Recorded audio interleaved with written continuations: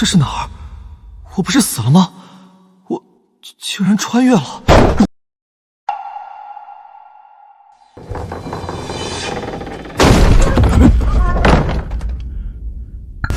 王金宝，你非让三牛去接猪血，这下好了，一盆血兜头浇下来就绝过去了。孩子要有个三长两短，老娘跟你拼命！老大老二6岁都能按猪腿了，他连盆血都接不住，忒丢人，哪里像咱老王家的种？要不是怀他时被你害得摔了一跤，他能是个病秧子？放你娘的屁！这嗓门，这体型，我这是穿越进黑熊窝了吗？再吵下去，房子要塌了。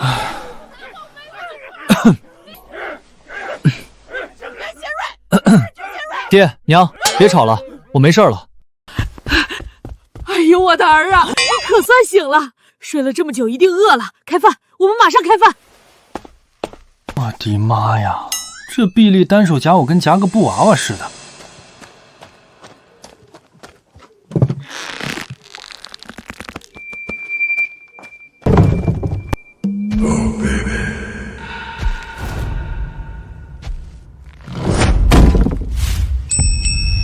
三弟醒了啊！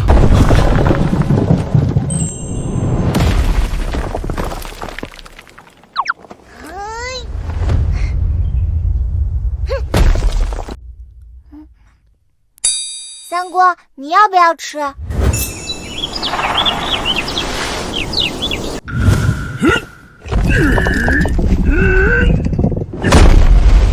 单手摔野猪，4岁举大石，徒手搬磨盘。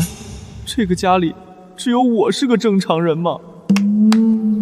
吃饭啦！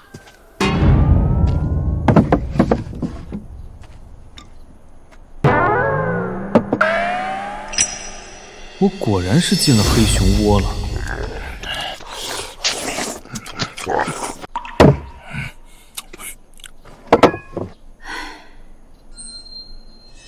当家的，三郎这细胳膊细腿的，杀猪种地都不行。我琢磨着送他去镇上读书吧，将来当个账房也饿不死。读书？做梦呢！咱家祖上8代都是拿杀猪刀的，哪有拿笔杆子的命？科举？对啊，我前世怎么说也是个985大学生，这个时代读书是唯一的出路。不过家里好像不是很想送我去读。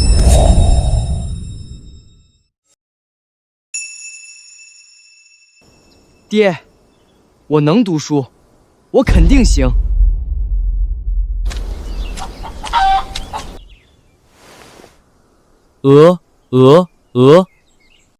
曲项向天歌，白毛浮绿水，红掌拨清柯。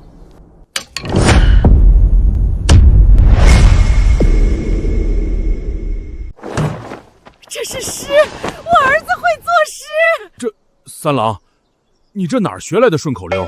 我睡觉的时候梦到的，我听一遍就记住了。爹，我记性好，我肯定能读书的。对，我儿是文曲星下凡，当家的听见没？必须让三郎去念书。三哥棒棒，要去读书。娘，不是我这个当嫂子的狠心，但镇上蒙学1年束修就要2两银子，笔墨纸砚也要很多钱，咱家拿啥供？老大媳妇说的对，现在家里没闲钱，要不这事儿再想想。也是，这个时代读书要花很多钱，看来我这学是上不成了。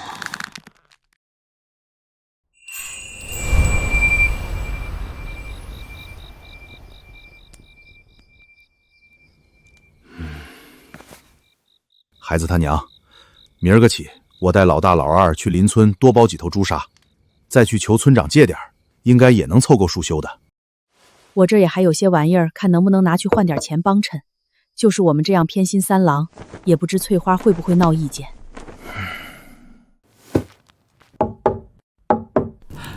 谁？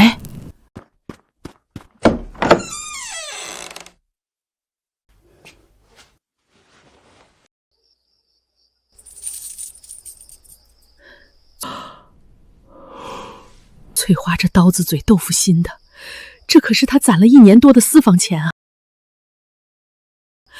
竟都舍得拿给三郎读书了。全家都在从牙缝里抠钱供我，连平时嘴最随的大嫂都掏了压箱底的私房钱。这样的家人，我一定不会让他们输。我一定要考上科举。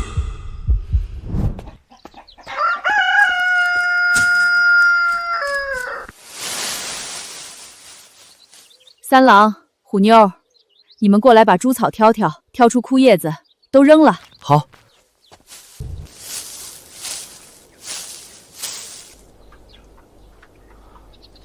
这是蒲公英、车前草，这无论在哪个时代都是钱啊！娘，大嫂，不用借钱了，我的学费有着落了。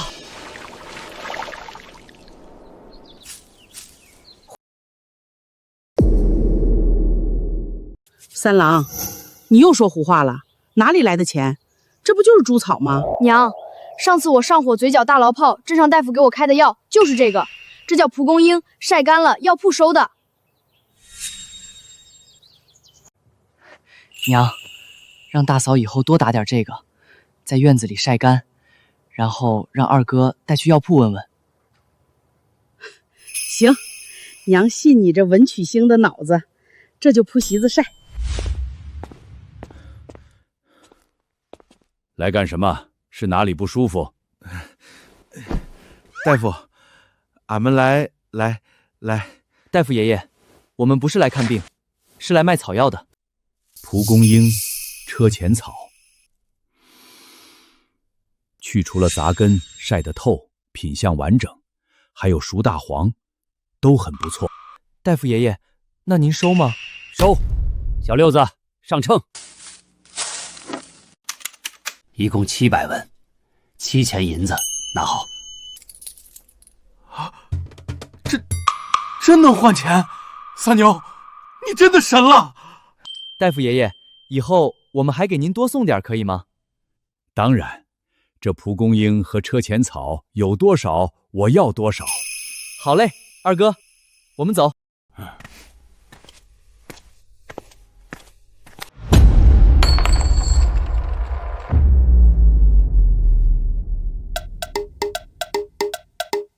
爹，娘，整整7000银子！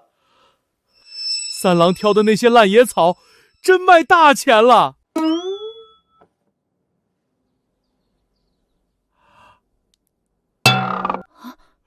是真银子，真的是银子！三弟脑瓜子就是灵。三锅棒棒，我的老儿子哎，你这是给咱家找出一条生路了。好，都听好喽！从明儿起，老大媳妇带头，全家上山打药草，卖药草的钱全给三郎攒着做束修。三郎，去读书，给咱老王家考个功名回来。听爹的，三弟这脑子不读书白瞎了。嫂子明天就去把后山毛秃了供你。好耶好耶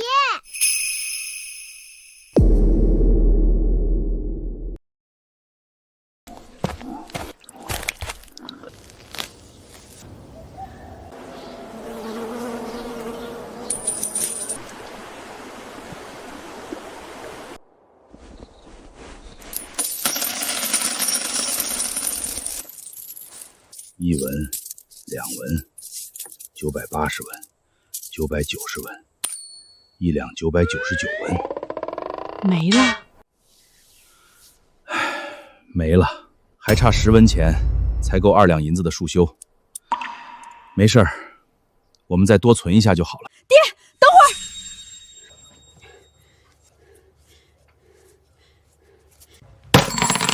这是俺娘家给俺压箱底的最后几文钱，全垫上。三弟的脑子灵光，越早去上学越好。好，够了，2两银子，1文不少。咱老王家明天出读书人。三锅可以去读书啦！ 2两银子，在前世可能就是一顿饭钱，但现在却是全家人用血用汗一点点攒出来的。我一定不能辜负他们。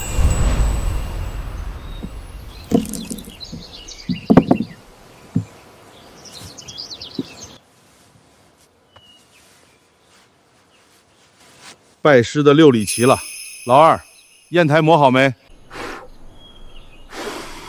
好了，爹，平溜溜的，能存水。三郎，娘给你缝的书包，装书用。三弟，大哥用竹子给你削的笔盒，你先用着。去河滩挑的青石，磨平了，给你当砚台用，清水沾笔就能写。三哥，洗果果变聪明。谢谢虎妞，虽然这些文房四宝都是自己做的，但比用银子买的都好。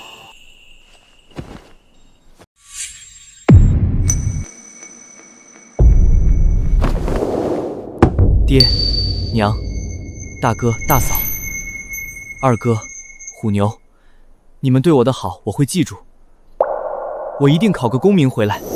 快起来，别把新衣服弄脏了。走，去镇上。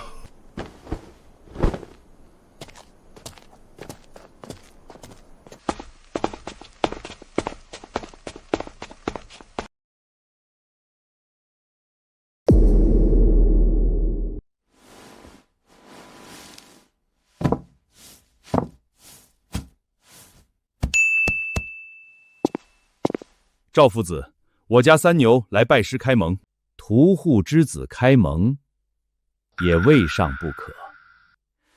不过老夫这里的规矩，虽不论出身，但须有几分灵性，老夫要考教一番。你未曾摸过笔，照着写一个，若手抖如筛，你便回去杀猪。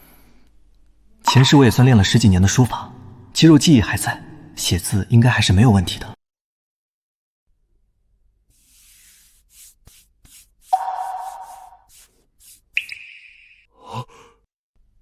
三郎，你竟然会写字！你以前学过纸饼？回夫子，学生未曾学过纸笔，但刚才看夫子纸笔运腕，学生便学着照猫画画。很不错。第一次执笔，手腕就如此稳当，看来你天生就是拿笔的料。福伯，端水。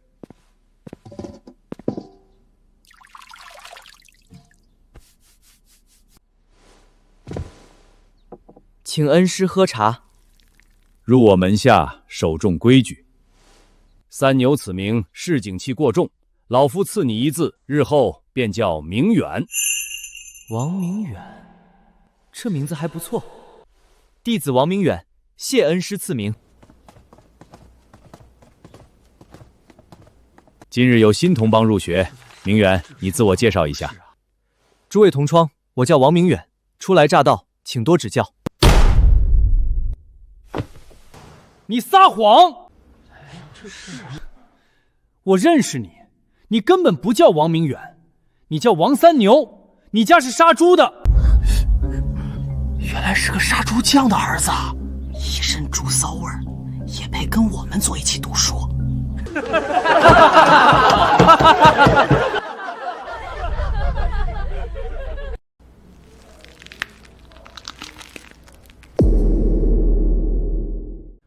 我爹确实是杀猪匠，靠卖肉换钱教束修。明远是夫子刚才赐的名，有问题吗？杀猪的都是文盲。你一个连字都不认识的，就算夫子给你改了名，也读不懂圣贤书。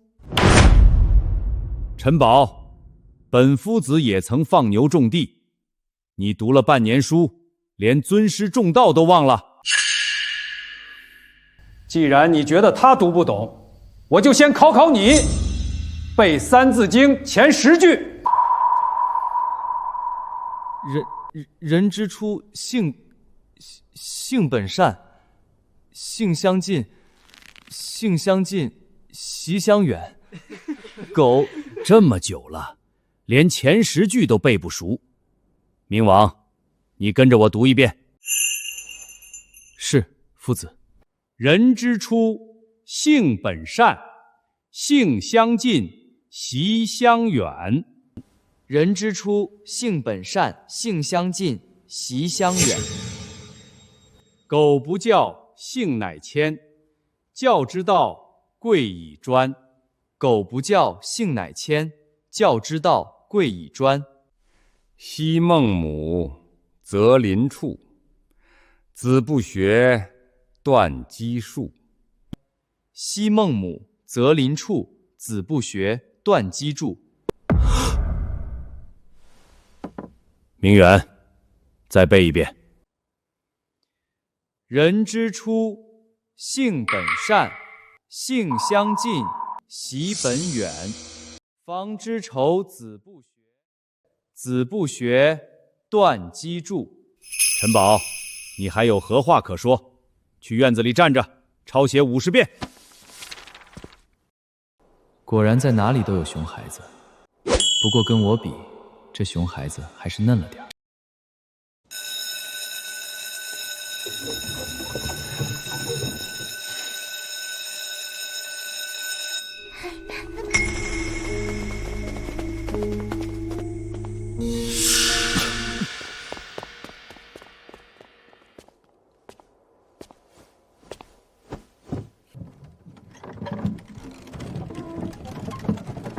三郎，今天先生教了啥？教了写字。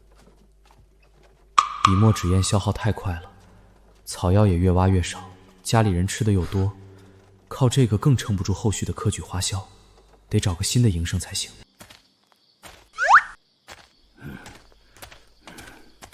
爹，这些猪下水怎么不卖？这玩意儿特别腥臭，经常卖不出去。今儿就是没人要，打算拿去喂狗了。有时候狗都不吃。爹，别喂狗，狗不吃，我吃。不过，你得先帮我去药店抓点香料回来。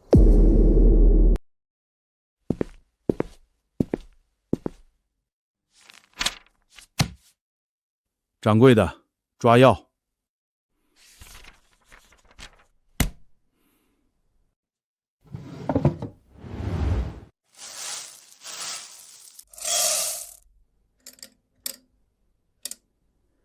一共500文。什么？500文？500文啊！这能买大半扇猪肉了。这要是做不出三郎说的那种味道，我就当喝补药了。还要不要？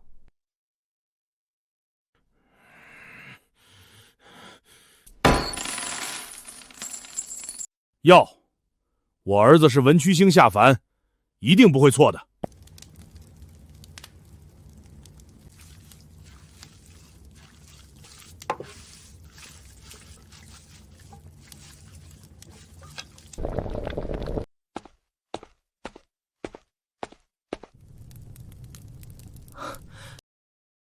香料买回来了。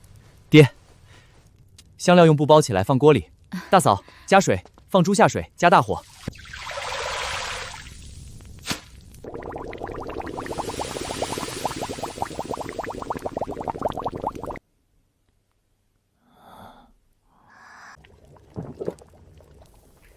好香啊！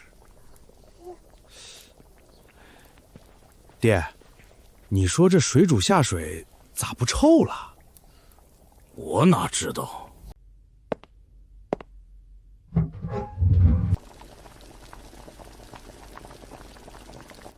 三郎，这味道比镇上酒楼飘出来的还香。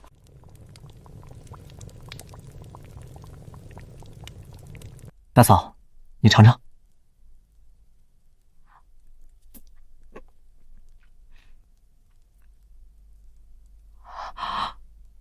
好吃，完全没有腥臭味，一点都没有。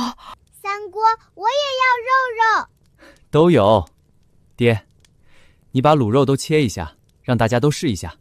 好嘞，都等着。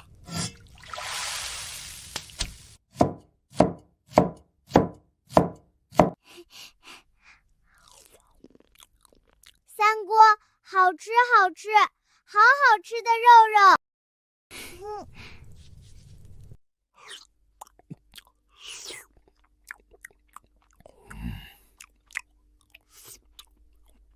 三郎，太好吃了！没想到猪下水也能这么好吃。那爹，你说这个能不能卖钱？一定能，镇上就没有这么好吃的肉。明天天没亮，我们就出摊儿，全家都去。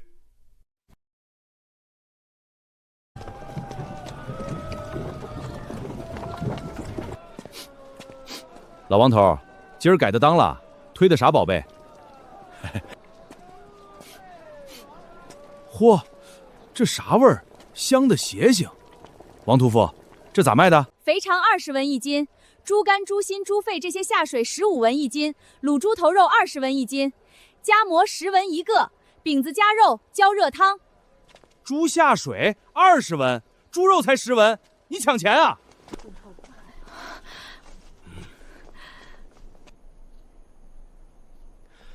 大叔，等等，免费尝一块，不好吃不要钱。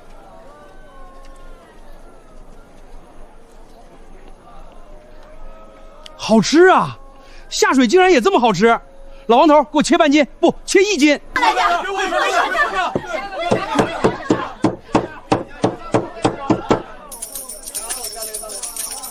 看来免费试吃这套路在古代一样好使，这卤肉配方成了。全卖光了，这钱比卖2头猪还多。爹，咱明天得多弄点下水。爹，大嫂，时辰到了，我去学堂了。去吧去吧，好好读书。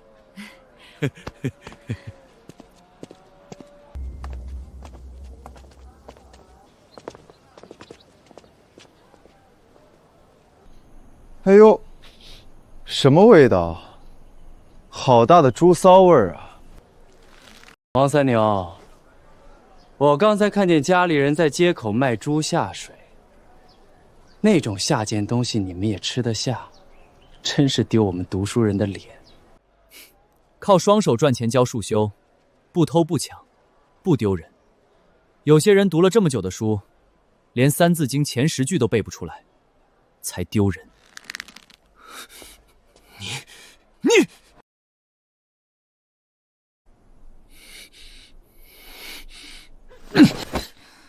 陈宝，书院门口，你动什么手？张文雅，你少管闲事！他家卖猪下水，一身猪骚味儿，你手里拿的什么脏东西？脏东西，这叫卤肉夹馍，这可是我叫人今早在街口排了许久才买到的。不知道多香呢。张文雅，你居然吃猪下水，你疯了！你才疯了！你根本不懂什么叫好吃。再废话，我让我家镇远居局的护验把你扔进河里。你们给我等着！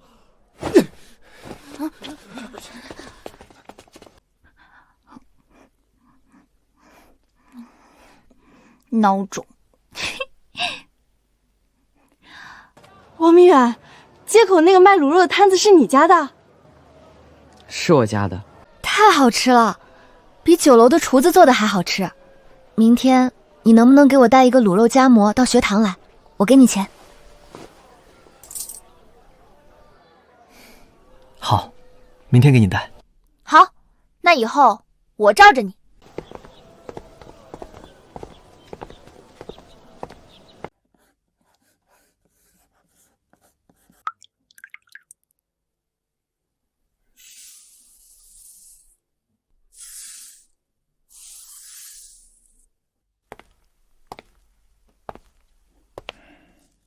起笔藏锋，横平竖直。明远，你这手字比许多老童生都要稳，用水写字也不失为省钱的法子。多谢夫子教诲。哼。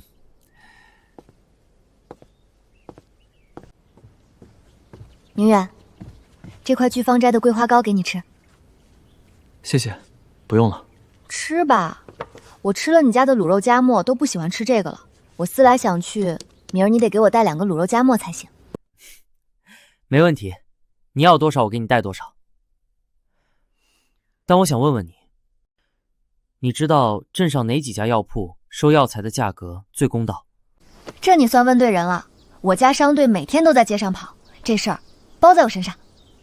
没想到这个镇远镖局的大小姐是个吃货，还挺可爱的，人也仗义，倒是个值得结交的人。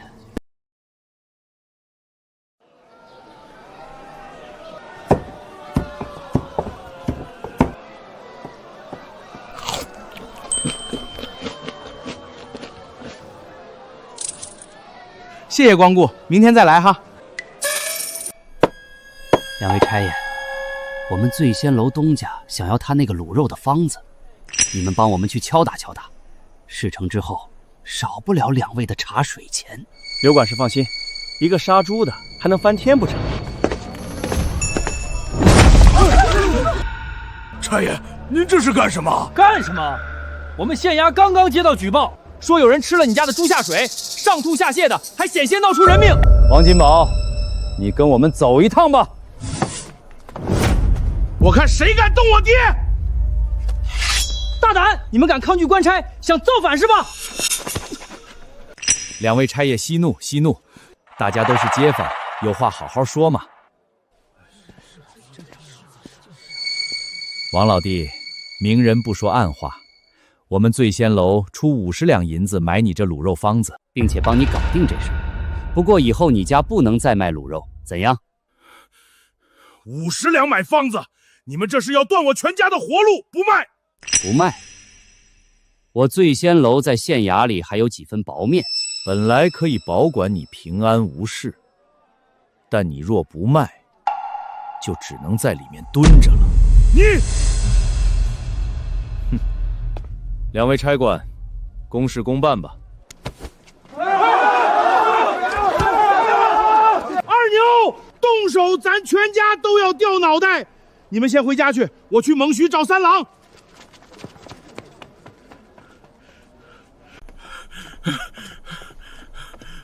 大哥，怎么了？爹被衙役抓走了，醉仙楼的人逼我们要卤肉方子。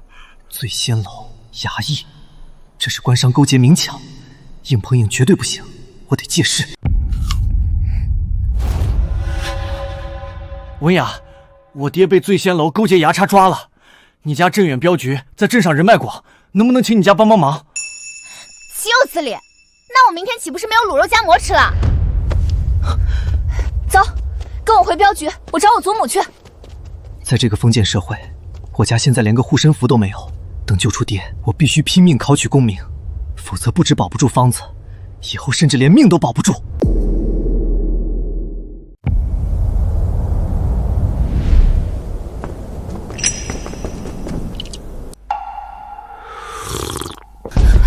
祖母，爹，快救人！明远他爹被衙役抓走了。文雅，没规矩，拉着个外男大呼小叫，成何体统？祖母，醉仙楼的人看上了明远家的卤肉配方，勾结衙役抓人，您就让爹明次去衙门捞人吧。文雅，站好。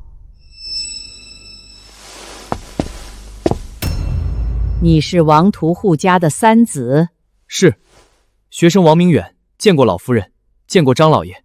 醉仙楼的东家和县衙的师爷是联璧，我们镇远镖局虽然在镇上立得住脚，但镖局做的是和气生财的买卖，我们是不会掺和的。你走吧。商人趋利避害是本能，张德海不想得罪人，但张文雅的祖母似乎才是张家如今当家做主的人，或许可以在他身上突破。老夫人，醉仙楼此举不仅是断我王家生路，更是无视大庸律法。镇远镖局如果能仗义直言，帮我王家说一句公道话，对镇远镖局的名声亦有好处。还不死心吗？来人，送客。慢着，王家小子，你倒是聪明，知道在这间屋子里谁说话才算数。但醉仙楼背后是县城，为了你爹一个杀猪匠还有虚无的名声去得罪县城，这笔买卖镇远镖局亏本。老夫人，这不是买卖，是恩情。若张家今日伸出援手，我王明远发誓，定会将张家的恩情铭记于心，他日必有重报。哼，重报？你拿什么报？拿你家的猪大肠吗？爹，你凭什么让我相信你的重报配得上镇远镖局今天出面担的风险？他想要验牌，屠户之子的身份一文不值，但我现在还有个读书人的身份。老夫人，我入赵氏蒙学不足1月，已能通背《三字经》千字文。赵夫子亲口评我天资过人，明年我就会去考县试。科举之路千军万马，童生更是多如牛虻。你不过刚刚开蒙，家中也无人托举，我凭什么相信你？无人扶我青云志，我自踏雪至山巅。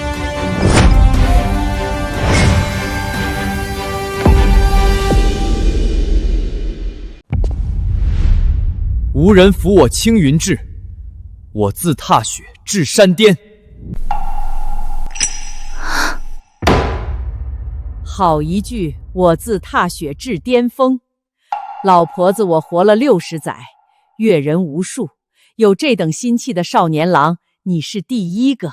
德海，拿我的名帖去县衙找陈师爷，就说王家是我张家的世交，让他把人放了。是，母亲。谢老夫人，谢张老爷。王明远，希望日后你别让我老婆子这笔买卖亏了本儿。明远定不负老夫人所望。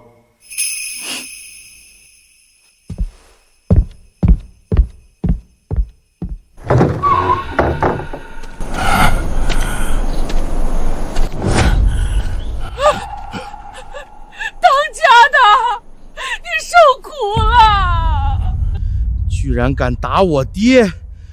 我去宰了醉仙楼那帮王八蛋！放下！大哥，你看爹被打成啥样了？老二，听你大哥的，这次是张家老夫人托了关系，好不容易才把我捞出来。你现在去闹出人命，我们全家都得死。无权无势，连一份卤肉秘方都难以保住，唯有科举做官，才能做执刀人，而不是砧板上的肉。请问这是王老哥家吗？姓刘的，你还敢来？放我下来！我有要事和你们谈谈。二牛，快放下来！哎呦！你是醉仙楼的人，就是你让人把我爹抓进牢里的？哎呀，误会，都是误会。我这是不知道王小公子你这么大面子，不仅镇远表局的老夫人拿了名帖，就连你们蒙学的赵夫子也托了县学教义的关系给县衙递了话。这事儿是我们考虑不周，我们赔礼道歉。夫子也帮我说话了，看来这一次醉仙楼来是要服软的。那又如何？我们东家说了，为表歉意，我们醉仙楼以后每天按市价加1成，订购你们家50斤卤肉，现款现结。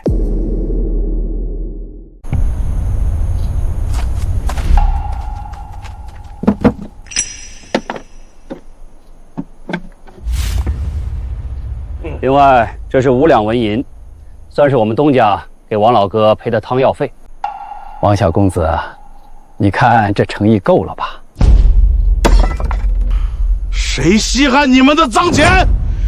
滚出去！二哥，你退后。三郎，爹他！老二，听三娘的。张家和夫子能救我爹一次，救不了第2次。在考到功名之前，硬碰硬对我们毫无好处。刘管事，钱我们收下，卤肉的生意我们也接了。好，王小公子果然是识时务的人。那我这就叫人拟契约。不过有2个条件，请讲。第一，立白纸黑字的契书，写明是醉仙楼向王家采买，而非王家依附醉仙楼。第2，每天申时，你们派伙计自己来我家院子取货，我们不送。好，依你。伙计，拿纸笔。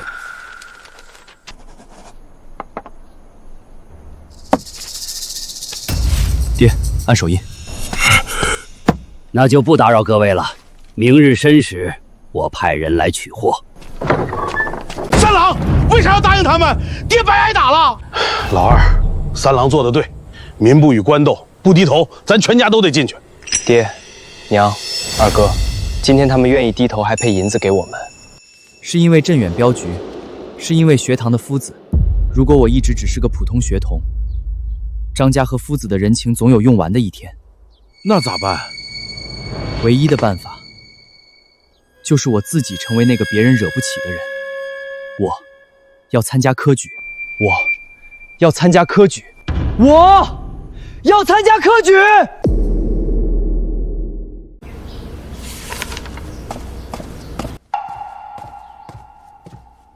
夫子，这是我家新做出的卤肉，给您添个菜。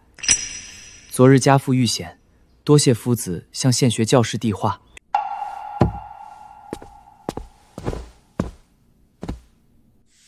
起来吧。世事锋刀双剑，此番经历你可记下了？刻骨铭心。你作何打算？学生明白，没有功名，即使万贯家财，也不过是砧板上的鱼肉。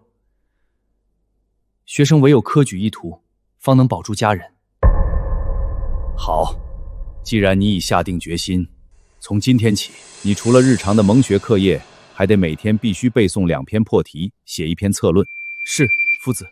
另外，我昨日看你写的字，转折处尚显稚嫩，现在你给我再写几个字看看，就写天地玄黄。是，夫子。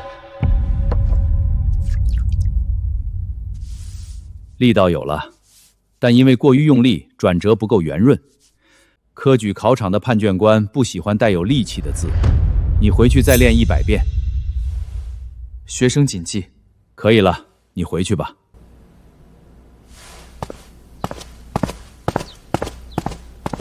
今天醉仙楼把货款结清了，过去几天我们一天就净赚1两多银子，照这样下去，三郎的学费也不用愁了。赚再多钱也得低调一些。二牛平时送货要少说话，送完就回，知道吗？知道了，爹。三郎回来了，快过来吃饭，饭菜都还热着呢。三哥，吃肉。虎妞乖，你先吃。爹，腿还疼吗？只是皮外伤，不碍事。你只管读你的书。三弟，今天我去东市看了，有人在卖上好的宣纸。大哥，不用买贵的，普通的草纸就行。那怎么行？咱们家现在供得起，你可是咱们家的读书种子，用度上不能比别人差。经历这次大劫，全家人不但没被吓倒，反而更团结了。我也绝不能让他们输。爹、娘、大哥大嫂、二哥，明年县试，我一定会拿个暗手回来。三哥，暗手，好呀好呀。哈哈，好，我儿子有志气。吃饭，快吃饭。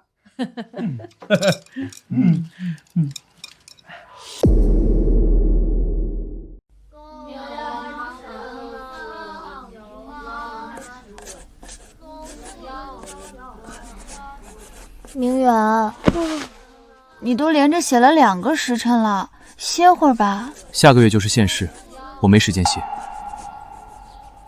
科举有什么好考的？不如考完来我镖局当个管事，我让我爹给你开双倍工钱。你不懂的。哼。只有考过县试，拿到童生功名，我才算真正踏入这个世界的阶级门槛。时间不多了，必须拼命。就你还想考县试？你才认了几天字，去丢人现眼吗？陈宝，你发什么疯？我发疯？王三牛，你以为叫了张文雅的祖母还有夫子压着我爹，你们王家就翻身了？你家就是杀猪的，还妄想靠科举做官？醉仙楼虽然迫于压力和我们假装谈和了，但心里肯定不情不愿。这陈宝是醉仙楼少东家，是想在学堂里找补了。你爹愿意出钱买，我爹就愿意卖，这叫买卖。你家是有钱，但科场上不看银子，看卷子。你一个杀猪的，也敢跟我比卷子？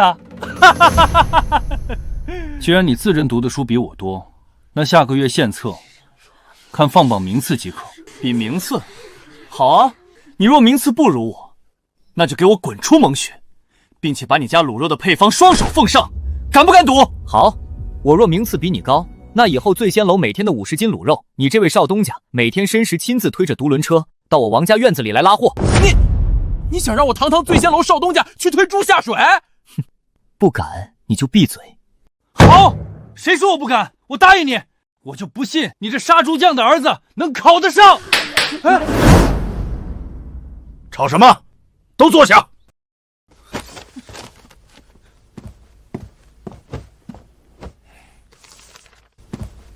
段段月余，这字迹已隐隐有筋骨。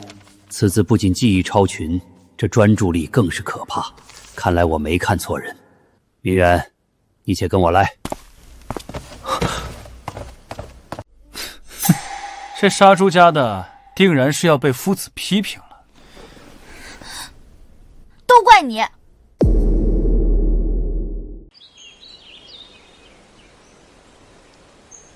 你的字迹已经稳了，但听说你今日与陈宝立了现世的赌约。是，学生冲动了。陈宝虽顽劣，但他自5岁开蒙，已读了8年书。你入我门下不足1年，要胜他，你得加倍用功。学生愿学。那我考考你，所谓修身在正其心者，作何解？心被愤怒、恐惧所扰，则失其正。欲修身，必先端正心念。若以此论，为官断狱。为官者若有私心偏好，患得患失，便易枉法。当如明镜玄堂，不偏不倚。不错，明日休休，松泉书院的孙山长举办文会，你就随我去见见世面，也好看看你与其他学子的差距。是，夫子。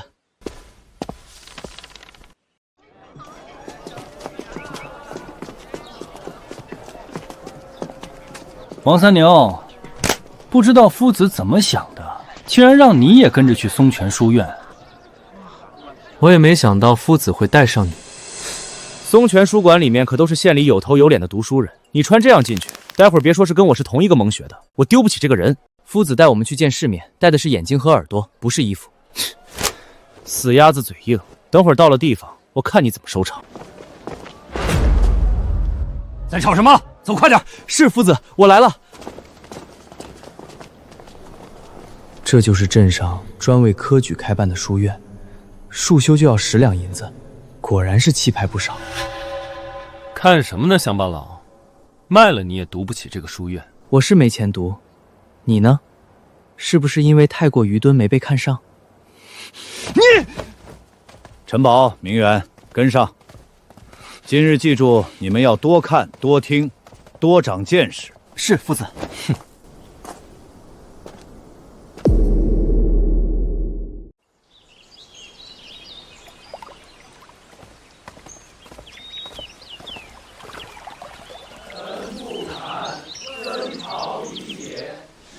文启兄，多年未见，别来无恙。伯安兄，今日带2名学生来见见世面，这是我的学生陈宝和王明远。入座吧。陈宝，是你？前些日子去你们醉仙楼，你们家的烤鹅味道相当不错。张兄喜欢就好。陈宝，这人是谁？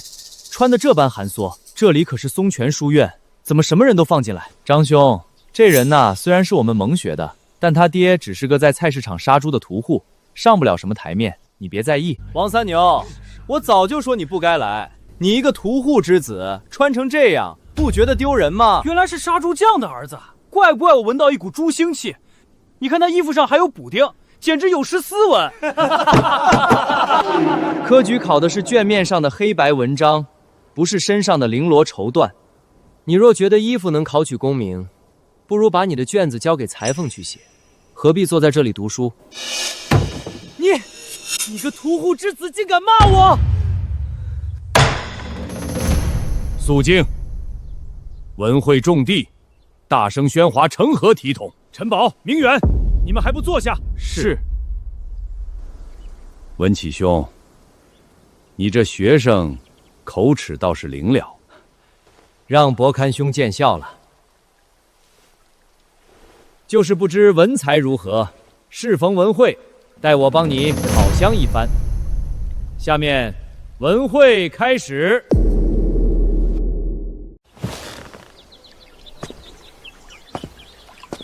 今日文会第一场作诗，就以这池中的荷花为题，谁先来？学生张允，献丑了。曲照浮香远，星河带露娇。风帆千柄绿，日映万花摇。不错，意象生动，对当工整。这位永乐镇来的学子，不如也做一首，让大家开开眼。对啊，让屠户之子也做一首。作诗，我前世的唐诗宋词随便拿一首出来都能吓死你。可惜我还不确定这个世界有没有李白、杜甫。如果不小心被当抄袭了，那可就要身败名裂。怎么，王三牛？刚才你说尽了大话，难道现在连一首诗都做不出来吗？这家伙分明想难堪我，也罢，今天就先随便凑几句糊弄过去，等我回去查清文献，再当诗仙不迟。学生确实不善作诗，只能勉强凑几句，还请诸位勿见笑。但是无妨。池塘水色清，叶子绿盈盈。风吹花儿动，淤泥不染尘。叶子绿盈盈，这就是你做的诗。下个月县试，你要是敢把这首诗写在卷子上，考官怕是要笑掉大牙。杀猪的果然只会数肉块，哪里懂什么诗词恶赋？文启兄，这明远才开蒙不久，能押韵已是不易。好，作诗到此为止。科举重在经义和策论，所以第二场我们论经义。《论语》有云：“学而不思则罔，思而不学则殆。”此句作何解？若置于科举举业之中，又当如何避之？学生知道。好，你来说说。这句话的意思是：只学习不思考就会迷糊，只思考不学习就会……反正我们要多看书，多背书，多思考。坐下吧，只解了表面字义。这陈宝就这水平，还敢和我赌名次？你叫王明远是吧？你来说说。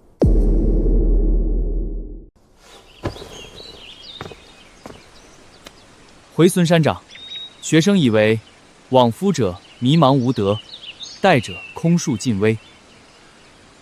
你继续说。于科举而言，若只死记硬背章句，不思其义理贯通，欲辩题必枉然失错，此为学而不思之害。若只空谈道理，不扎实背诵格式，文章必浮化空洞，此为思而不学之危。避之之道，当以经义为骨，食物为肉，思学并重，方得文章之体。好一个以经义为骨，食物为肉。不错，明远的诗词虽是一般，但经义功底扎实，没给老夫丢人。有什么了不起的？老夫再考你一题：大学之道，在明德，在亲民，在止于宜善。明德与亲民，孰先孰后？何以贯之？这题连我爹请的西岐先生讲的时候我都听不懂，他一个杀猪汉的儿子，绝对不可能答得出来。德为本，民为用，止善为归。明德，乃修身内省之功，如活水之源；贫民，乃推己及人，经世致用之效，如江河之行。无源则流竭，无流则元辅，二者如车之两轮，缺一不可。贯之者，唯诚意正心四字，修身成转，方能治国平天下。妙极，妙极！德为本，民为用，西礼之名，远超我书院这些读了多年的学生。文启兄，好眼力！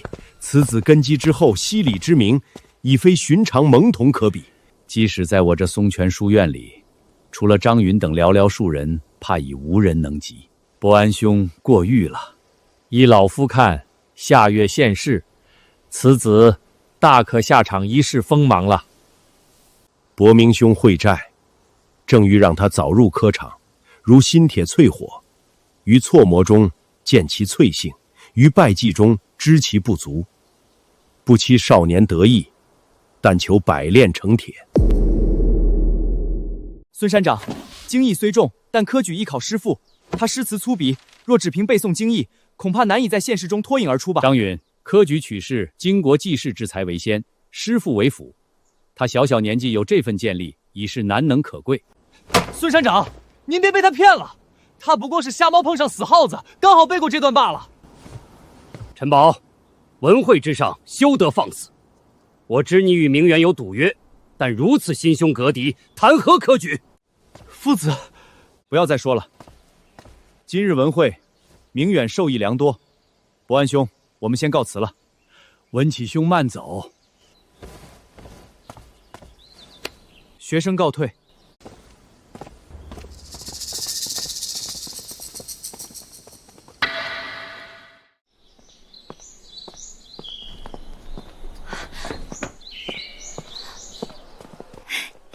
我的卤肉夹馍可算来了。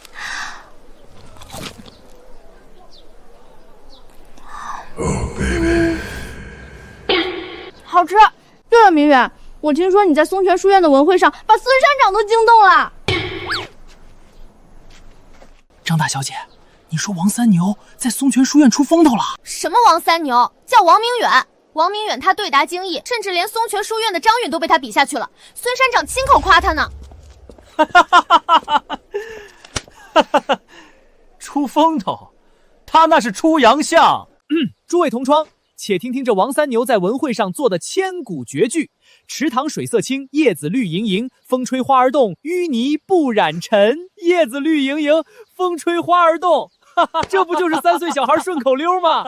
杀猪的果然只会数肉块，这诗里全是猪肉渣子味儿。张文雅，你听见没？孙山长是可怜他个土包子开蒙晚，随口安慰2句，你还真当他是什么曲星下凡了？全镇的书生昨晚都要笑掉大牙了。呸！绿莹莹怎么了？我就觉得挺好懂的，有本事你也让孙山长夸你2句。文雅，我们走，不必跟这种人浪费唇舌。等下个月县试放榜，榜下自然见分晓。好，等他去你家推猪下水，我带镖局的人去敲锣打鼓开道。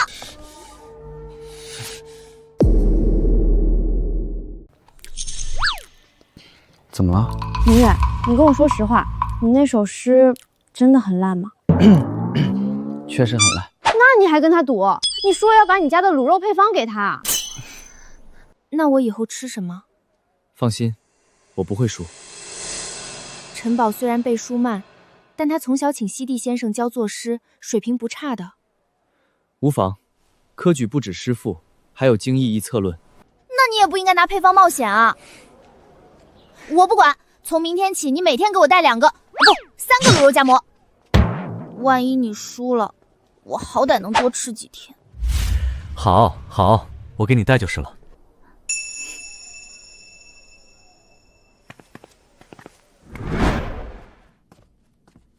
夫子，你知道我叫你来干什么吗？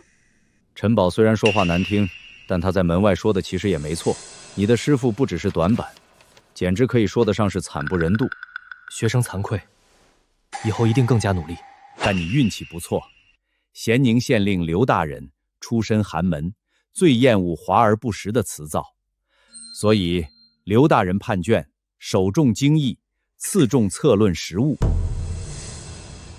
至于师傅，就算稍差也不至于被直接地落，你还是有很大机会的。夫子的意思是，我只要将经义诗策文做到极致，或可弥补师傅上的不足。虽说如此，但你诗词词汇量也太过匮乏。从今日起，你每天抄写100个景物词汇，死记硬背也要背下来。是，夫子。回去吧。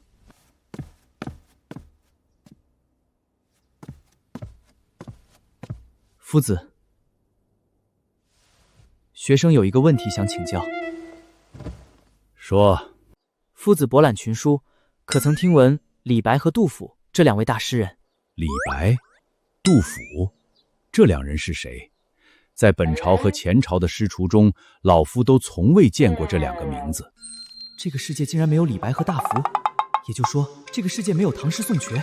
不过，再问清楚一点比较好。夫子，学生前几日夜里做梦，梦中听人念了一首诗，觉得有些意蕴，想请夫子品鉴。哦，你梦到的诗，念来听听。床前明月光，疑是地上霜。举头望明月，低头思故乡。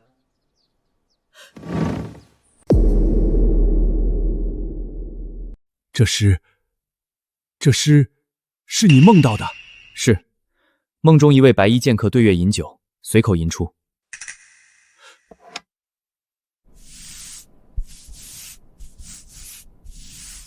20字，无一华丽词意，却情景交融，浑然天成。好诗，绝佳的蒙学启蒙好诗。明远，这首诗比你那池塘水色清好上千百倍。诗名叫什么？静夜思。好一首静夜思。若县试考诗赋，你能做出这首诗一半的意境，便可稳操胜券了。学生定当努力。好，回去吧。我期待你下个月县课的表现。科举试题诗有严格的格式限制，不是随便背一首绝句就能应付的。不过有这些千古绝句打底，至少我不怕被别人比下去了。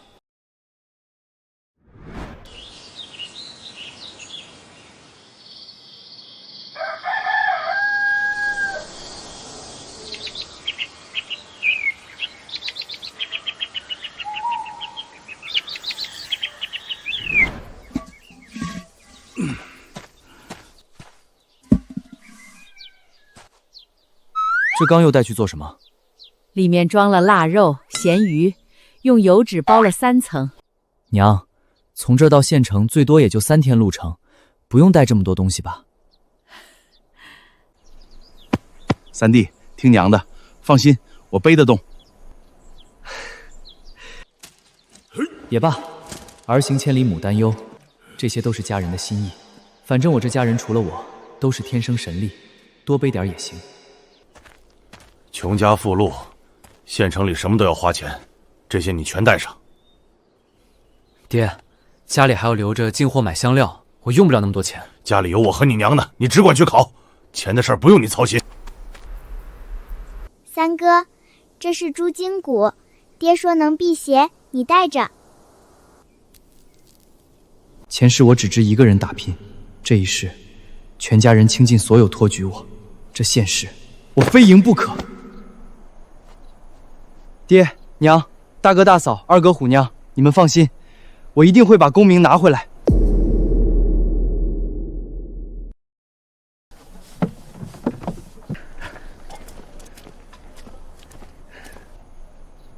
王家大哥，你这是要搬家吗？去县城路远，带口锅给三弟煮热食。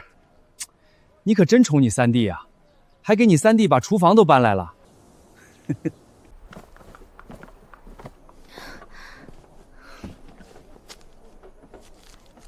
明远，这是巨芳摘的绿豆糕，你路上吃。谢谢你，文雅。县试好好考，一定要把陈宝那个讨厌鬼比下去。放心，我会的。哟，这不是王大才子吗？带着锅碗瓢盆的逃荒去啊？看清楚了，紫檀木的考篮里面装的是灰墨和湖笔。科举是读书人的雅士，你们这种杀猪的泥腿子，连个像样的考篮都买不起，还妄想中榜？陈宝，你这篮子好看是好看，就是不知道里面装的墨水够不够填满你那空空如也的脑子。说得好，陈宝，陈宝，绣花枕头一包草。你，王明远，你少嘴硬，等到了县城，我住上房吃韭菜，你就知道我们之间的差距了。哼，我们走。起标。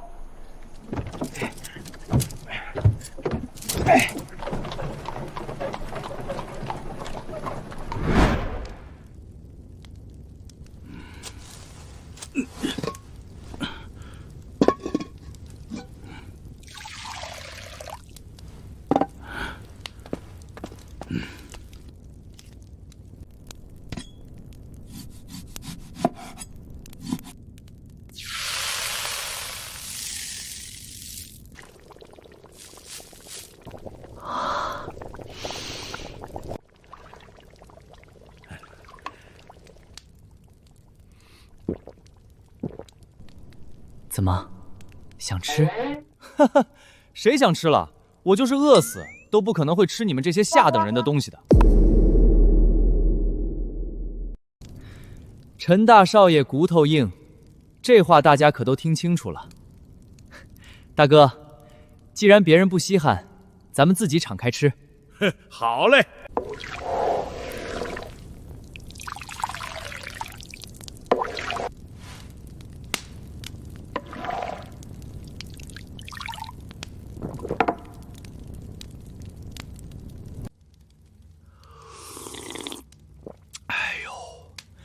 这腊肉的咸香，配上这野菜的甜味儿，绝了！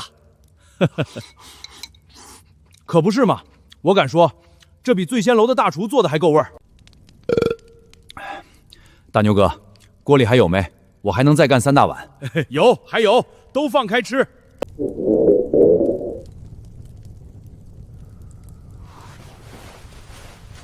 少爷，吃口馒头垫垫吧。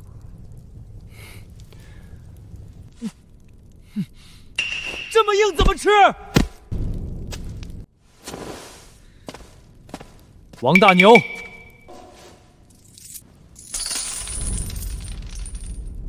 我出50文，买你1碗粥。不卖。100文，够买你们这一整锅了。快点给我盛1碗。哎呀，真香，可惜呀，刚才有人说饿死也不吃我们这下等人的东西。大家可都听见了，对吧？对，听得真真的。镖局几10号兄弟也都听见了。本少爷是看你们赶路可怜，赏你们点盘缠。留着你的盘缠去县城买大鱼大肉吧。大哥，锅里剩下的粥，端出去给外面的骡马拌点草料喂了吧。牲口拉车也辛苦。好嘞。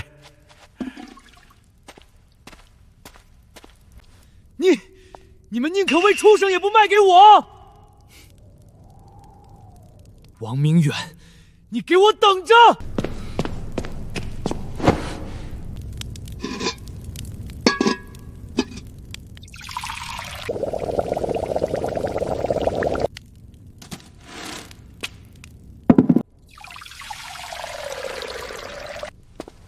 三弟，泡脚驱寒。谢谢大哥。大牛兄弟，你连泡脚盆都背来了。我弟身子弱，赶路累，泡脚睡得踏实。杀猪的泥腿子，居然比我过得还舒坦。等到了县城，我定要找最好的客栈，让你看看什么是读书人的体面。哼！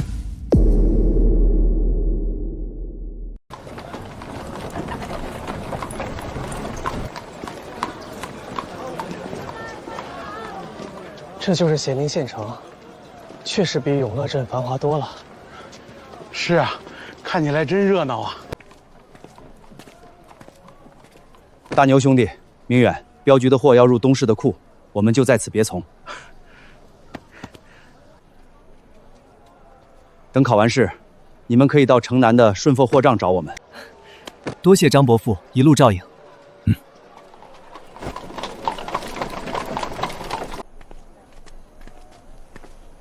哟，土包子进城，看直眼了吧？连青石板都要盯半天，真是乡巴佬。大家都是永乐镇来的，你小子嘴巴放干净点儿！哼，本少爷不跟你们这种粗人计较。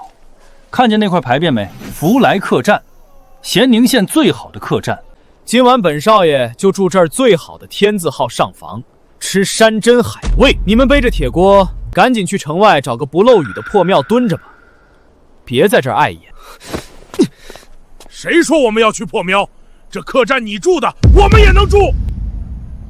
三弟，走，咱们今天就住这儿，绝不让人看扁了。哼，死鸭子嘴硬，等会儿看你们给不起钱，怎么被掌柜轰出来。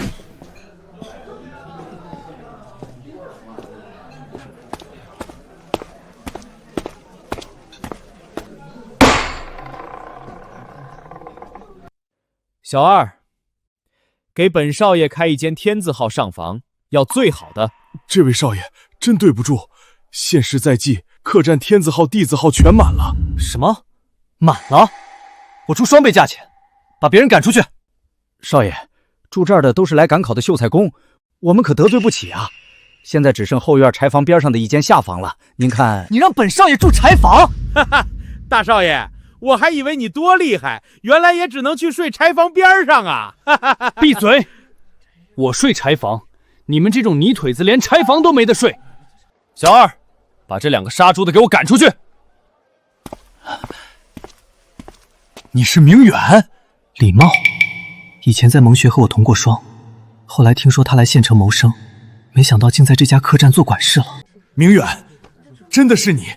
你这是来参加县试？是的，李茂兄，好久不见。你这是要住店？小二，快，帮我收拾好我留着的上房，给我兄弟住。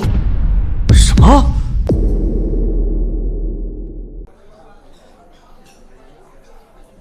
李茂，这上房你凭什么给这个杀猪的住？本少爷出3倍价钱，把房间给我。抱歉，这间上房是我3天前用我自己的工钱付了定金留下的，我想给谁住就给谁住。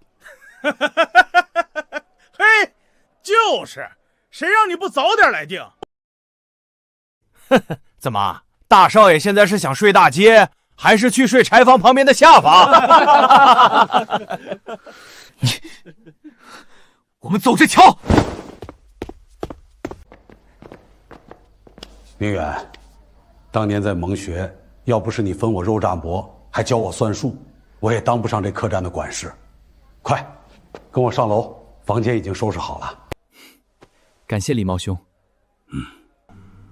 没想到当初结的善缘，今天还有了用处。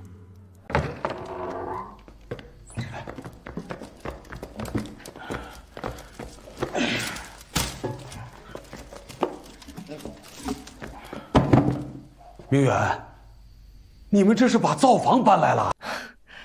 我大哥怕我吃不惯县城的饭菜，让李茂兄见笑了。大哥这硬核陪考，确实走到哪儿都像搬家。明远，你快坐下跟我说说，这次县试你可有把握？尽力而为吧。我听其他的考生说，这次的主考官是县令刘大人。这位刘大人出身寒门，最厌恶辞藻堆积、华而不实的文章。这一点夫子也提过。另外，我还听说考场号舍年久失修，四面漏风。现在的天气，夜里冷得很，你得多带件衣服。这个可以放心，我大哥帮我把家都快搬过来了，衣服还是管够的。还有些号舍靠近茅厕，叫臭号，靠得近的话，熏的人根本写不下去字。你明天最好早点去排队，避开这些号段。那确实要早点去了。没想到科举还这么多讲究，果然是一场从体力到脑力的全面厮杀。不过，这一次，我一定不会输。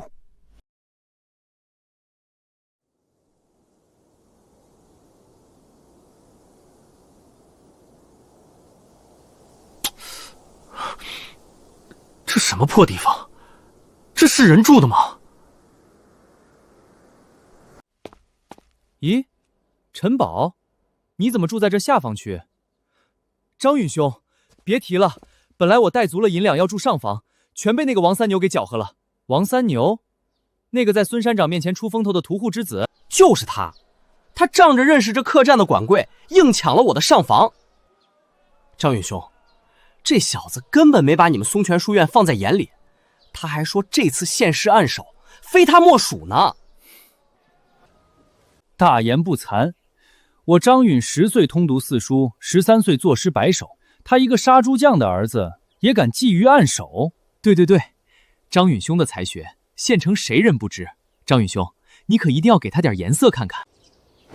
跳梁小丑罢了，发榜之日，我会让他知道什么叫云泥之别。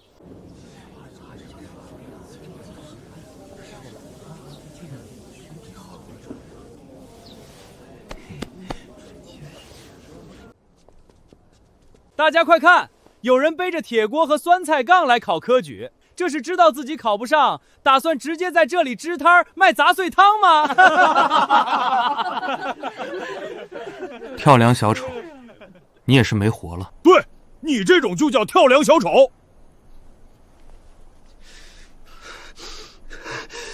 你，王明远，松泉书院一别，你这屠户之子倒是在镇上成了名人。听陈宝说，你放下狂言，说这现世暗手非你莫属。我从来没说过这话。你说谎！你明明说了。怎么，现在到了考场门口，在这么多考生面前有了自知之明，不敢承认了？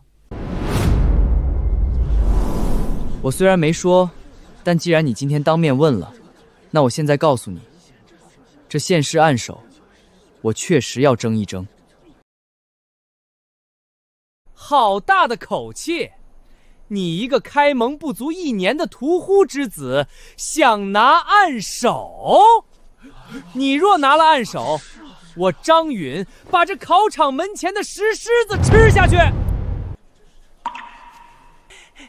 张允兄，他就是煮熟的鸭子嘴硬而已。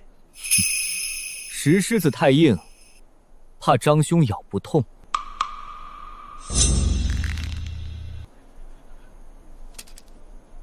既然张兄不信，不如我们也立个赌约。赌什么？若我拿到暗手，放榜那天，张兄就在我家卤肉摊上端1天盘子，逢人便喊王家卤肉天下第一，敢不敢？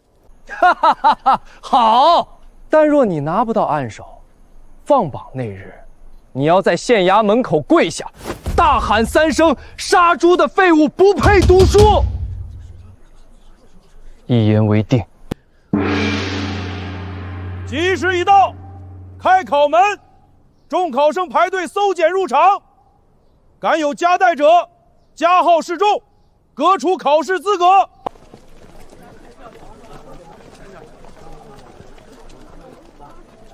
大哥，我进去了。好，三弟，我在客栈等你。大哥相信你，你一定能拿到暗手的。我也相信我可以。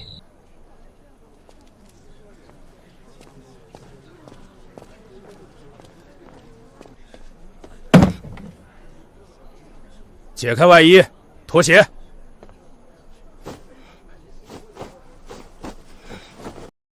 我这可是上好的蜀锦，你们轻点儿。哎呦，你敢拽本少爷的头发！废什么话！进去。下一个。甲字37号，进去。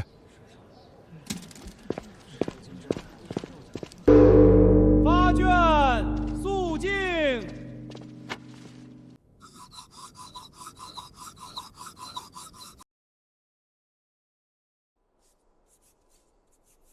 前4道是经详和策论，最后1道果然是要写诗，题目是春耕。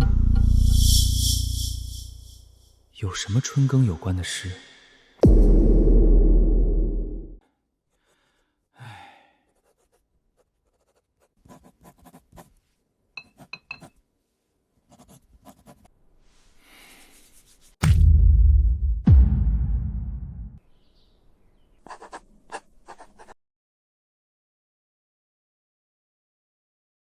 县令出身寒门，最厌恶富家子弟无病身心的华丽辞藻。我若照搬那些风花雪月的词汇，必落入下乘。那不如用这一首。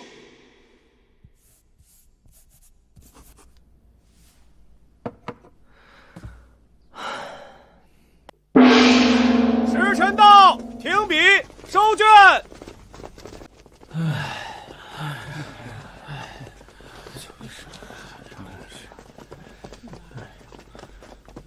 哟，看你这脸色，想必是后面作诗的题目都没动吧？让开。王明远，做不出诗也不丢人，毕竟你家祖上拿的是杀猪刀。张兄，你今日那首春耕诗如何写的？不如念出来，让这杀猪的开开眼。好，你们且听好了。春风拂柳碧如丝，金牛踏土日迟迟。紫燕穿云啼花落，锦绣田园画中诗。好诗，好句。张兄这首诗定能拔得头筹。你觉得如何？春耕是面朝黄土背朝天，而你的诗里只有公子哥的游春赏景，不知所谓。你放肆！你敢贬低我的诗？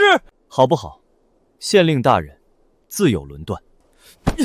张兄，你看他发榜之日，我看他怎么跪在县衙门口喊自己是废物。浮词虚言，全篇不知所云，就没有一个好的吗？大人，您看这份，精义对答流利，诗赋还请大人品鉴。春风拂柳碧如丝，锦绣田园画中诗。此诗尚可。春耕乃农家一年生计之本，他却写成了公子哥游春。此等不知农事的书生，若为父母官，如何能体恤民情？大人所言极是，那该如何安排该生？经义不差，便放置2甲吧。好，立于邻侧，定分指征，相约公断。此生破题条理清晰，切中相间弊病，绝非纸上谈兵。此子策论却有独到之处，不知诗赋如何？锄禾日当午，汗滴禾下土。谁知盘中餐，粒粒皆辛苦。此诗，大人，怎么了？好，简直绝佳！此生可为暗手。各位，待会儿放榜，都睁大眼睛看清楚了，第1名暗手，绝对是我张允兄的。陈宝，低调些。张兄才学出众，暗手确实实至名归。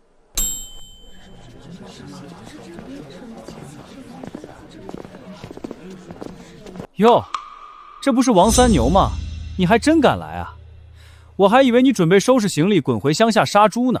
你放什么屁！我家三郎一定能考上。王大牛，别给我瞪眼！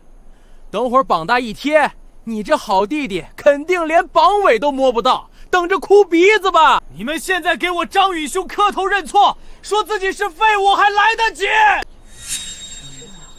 待会儿谁哭还不知道呢。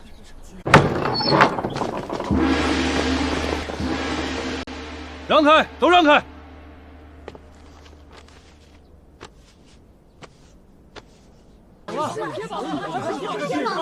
贴榜了，贴榜，贴榜了！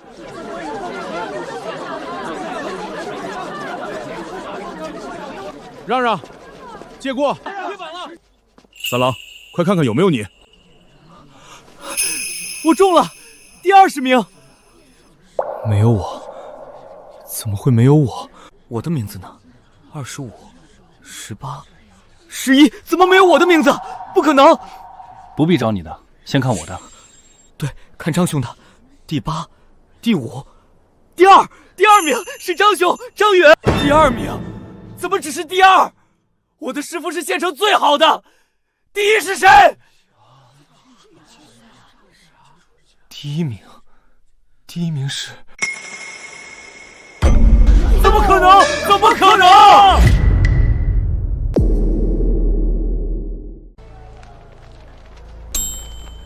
不可能，这不可能！他一个杀猪匠的儿子怎么能得第1？王明远，他怎么可能排在我的前面？明远，你中了，第1名，你是暗手！哈哈哈，三郎你太厉害了，你是第1名！大哥，不要那么激动，快放我下来！无论如何，我总算拿到了暗手，下一步就是府试和院试。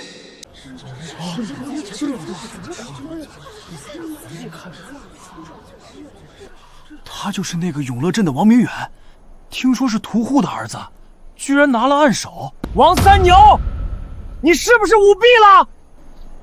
否则你一个杀猪匠的儿子，凭什么上榜，而且还排在张允兄的前面？把你的手拿开！榜单上写的清清楚楚，县衙老爷定的名次，你敢怀疑县衙老爷？啊！你敢打我！陈宝，愿赌服输，明天起你要记得要去我家推猪下水。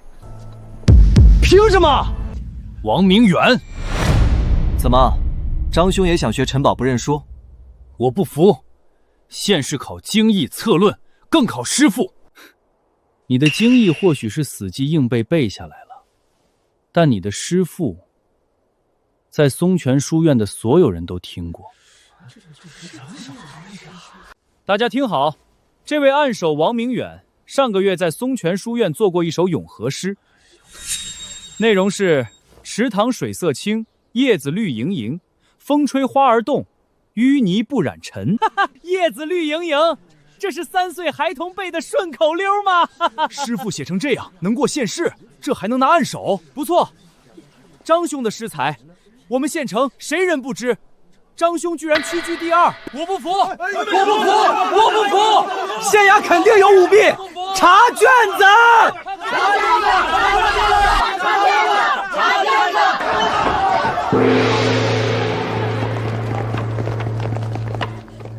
县令大人到。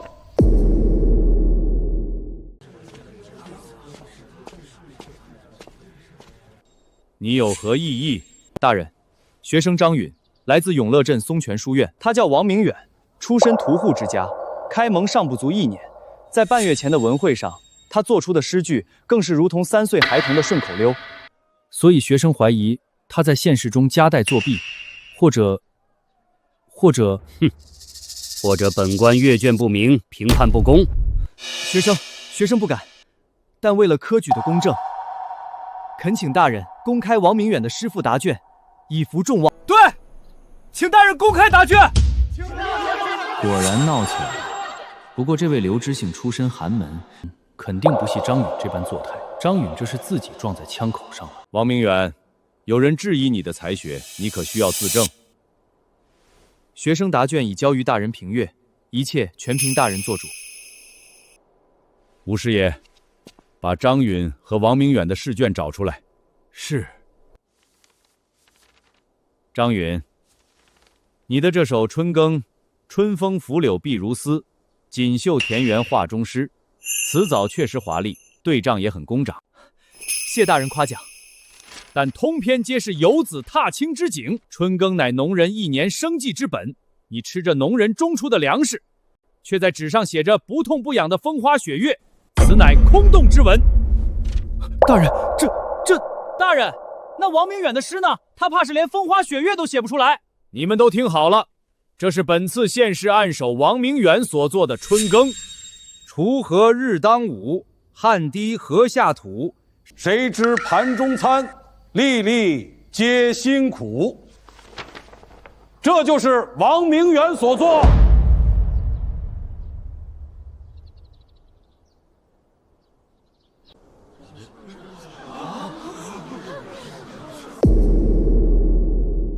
谁知盘中餐，粒粒皆辛苦。好诗，绝句，这才是真正体恤民情的好诗啊！张允，你自诩读了13年圣贤书，现在由你来说说这首诗如何？学生惭愧。你不说，本官替你说，这才是读书人该有的文章。王明远，此诗字字见血，暗手之位，你当之无愧。谢大人评断。大人，就算诗好，他只是个屠户之子，我不信他的经义策论也能拿第1。你是在质疑本官阅卷不公。学生不敢，学生不敢。吴师爷，将王明远的策论誊抄10份，贴在县城各处的8字墙上，让所有落榜的考生看清楚自己到底输在哪里。回衙。是，大人。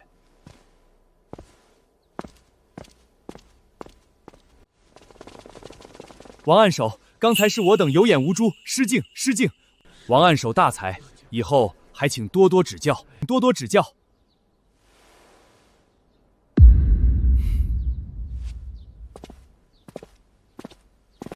等等，张兄，先别走，这石狮子你是打算清蒸还是红烧？王明远，你别欺人太甚！你我立下赌约，全场皆知。张兄若咬不动这石狮子，那便兑现第2条，去我家卤肉摊前喊一天，王家卤肉天下第一。张允堂堂书香门第，怎么可能去屠户摊前做这等低贱之事？张允，愿赌服输啊！不兑现赌约，我就扛着我家的铁锅去你们松泉书院门口喊，把你赖账的事儿告诉全县的人。你好，我张允愿赌服输，明天我就去你家端盘子。你也要去？我去还不行吗？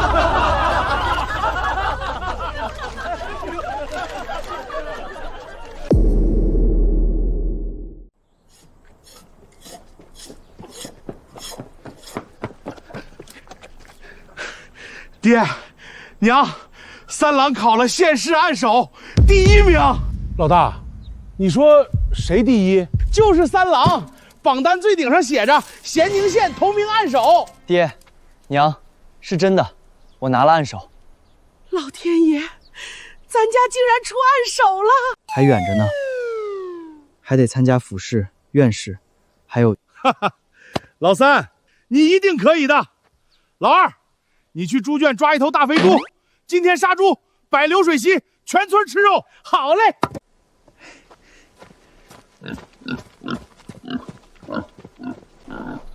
娘，我去拿大木盆，把库房里的香料全拿出来卤肉。好耶！三国第一，吃大肉了！全家人供我读书，这县按手总算是给了他们一个交代。今天就随大家好好高兴。至于明天，就让张允和陈宝兑现赌约，到时候我们的卤肉也会越来越出名，全家的日子也会越来越好。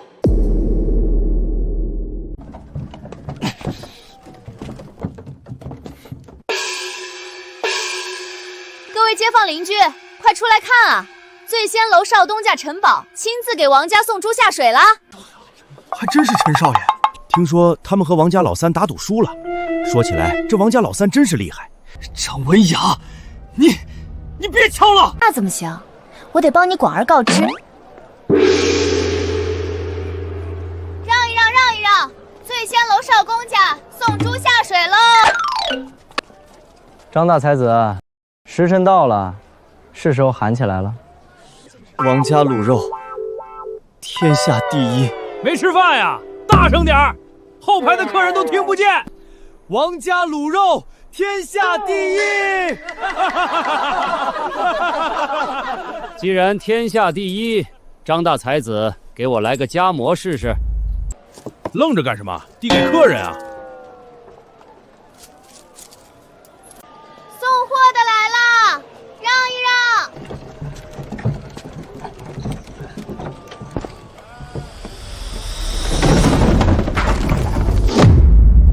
不错，总算送到了，辛苦陈少爷了。王明远，你别得意。王明远，我的赌约已经履行，今日之辱我也记下了。有在镇上或许算个人物，但在长安府算不了什么。我必须拿到府试和院试的名次，成为真正的秀才，甚至举人，才能彻底护住家人。大哥，明天一早我要去见赵夫子。好嘞，我现在就帮你准备谢师礼。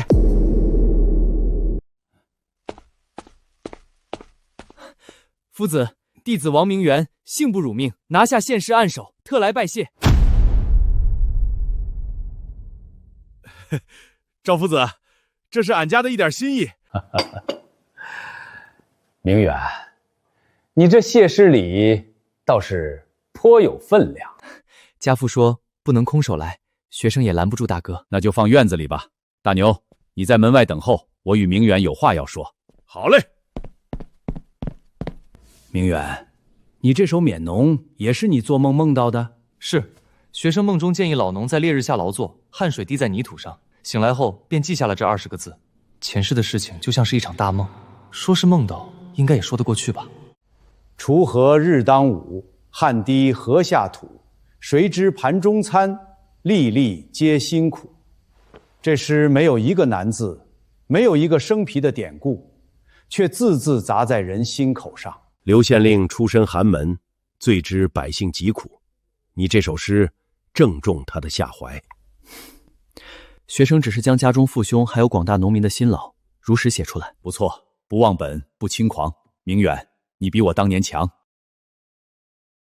我12岁开蒙，18岁考过县试，后来我父亲离世，我丁忧守孝3年。3年后我再去考府试，母亲又病重。等我再入考场，却染了风寒，连卷子都没写完就被抬了出来。我这辈子止步于童生，只能开这间蒙学，教几个孩童认字。我本以为我这辈子就这样了。夫子，但你出现了，短短半年，你通读4书，拿下县按手，是我所教的学生之中最出色的一个。拿着。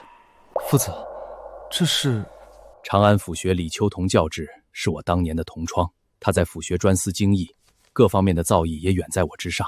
你拿着这封信去府城找他，他会安排你在府学旁听。夫子要赶我走？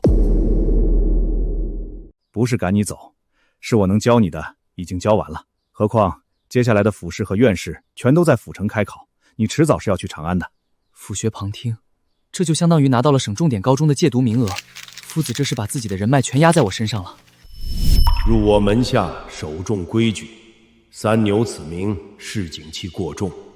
老夫赐你一字，日后便叫明远。本朝太祖也曾放牛种地，你连尊师重道都忘了。夫子的再造之恩，学生没齿难忘。起来吧。夫子，学生明日便要启程去长安府，临行前，学生想给夫子留一幅字。好。新竹高于旧竹枝，全凭老干为扶持。明年再有新生者，10丈龙孙绕凤池。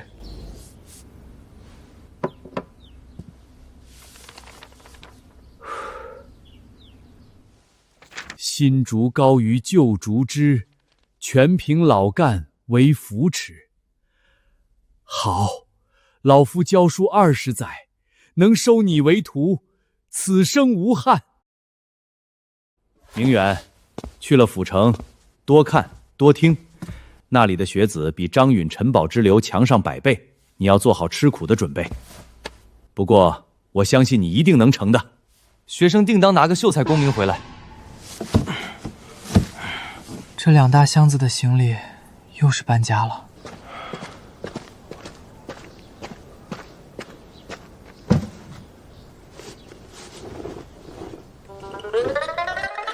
三郎，府城路远，娘打听过了，读书人成天坐着，脚底容易生寒。娘给你纳了30双厚底鞋垫。30双？娘这也太多了，书箱装不断了。装不下就让大牛背着，穿破1双扔1双。三郎，府城人多眼杂，你把这刀放在枕头底下，谁敢欺负你，你就拔刀。谢谢爹，我知道了。三哥，这是我给你炒的黄豆，路上吃。谢谢虎娘。老大，到了府城，遇事听三郎的，保护好你弟弟。爹放心，谁敢动我三弟，我宰了他。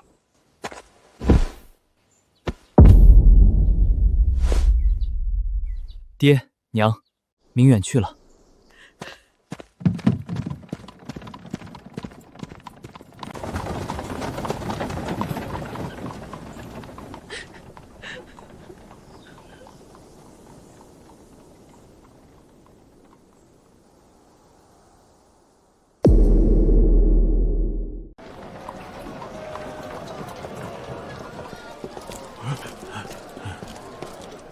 这就是长安府，比起县城还要繁华的多。是啊，人好多，车好多，还有这些楼都好高。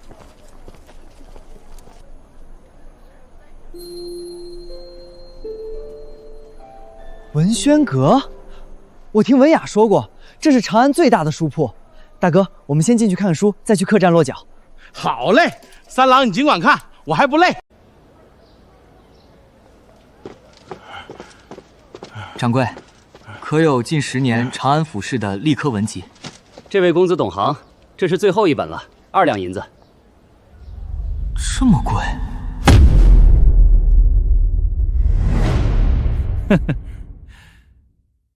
哟，这不是我们的县案肘王明远吗？怎么，带着你这背贴果的大哥来长安府讨饭了？张宇，你找打！放肆！这里是长安府，不是你们乡下，你敢在这里动武，是想坐大牢了？张允，是你？陈师兄，这就是我跟您提过那个屠户之子，现世走了狗屎运，拿了暗手，从此便目中无人了。原来就是你，一个连府学门朝哪儿开都不知道的泥腿子，也配看历科文节？伙计，这书本少爷要了。哎呦，陈公子，您是府学的领生，这书自然是给您留的。等等，凡事讲个先来后到，这书是我先要的。在长安府，身份就是规矩。我是府学正式生源，你是个连戒毒资格都没有的外乡人，你拿什么跟我争？那我就用银子跟你讲规矩。我出10两，这书本大小姐买了。哼，区区一个跑江湖的商贾之女，也敢在长安府的文帝弟弟大呼小叫？商贾惹着你了？买卖讲究钱货两清，伙计，把书包起来。等等，我出20两，这本历科文集，我陈实今天志在必得。你以为本小姐没钱？我出50。薇娅，一本历年世屯蛋抄本，原价不过2两，出高价不值，买不起就直说。王明远，你在咸城县装腔作势也就罢了，这里是长安府，你一个屠户之子，还是早点滚出去吧。你敢让我3弟滚！2位，文轩阁开门做生意，求的是和气。老板，陈公子是府学高才，这位公子也是来考府试的学子。既然都是读书人，不如按文轩阁的老规矩办，以文会友。文老板的意思是？很简单，我出一个上联，你们2位谁对得好，这一本书就归谁。好，文老板请出题，我倒要看看这乡下来的屠户之子能对出什么东西。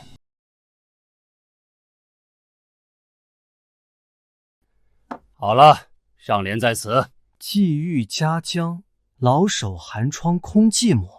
这11字全都是宝盖头，偏旁全部相同，意境又孤寒清冷，这联难，太难了。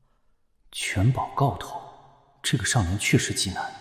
不过，我前世似乎刚好在对联集锦里见过这个对联。喂，你不是府学的林生吗？刚才不是很大声吗？你倒是对啊！你懂什么？这11字全宝盖头，乃是罕见的绝对，字面工整，意境更深，哪里有那么容易对？对不出就说对不出，找什么借口？那又如何？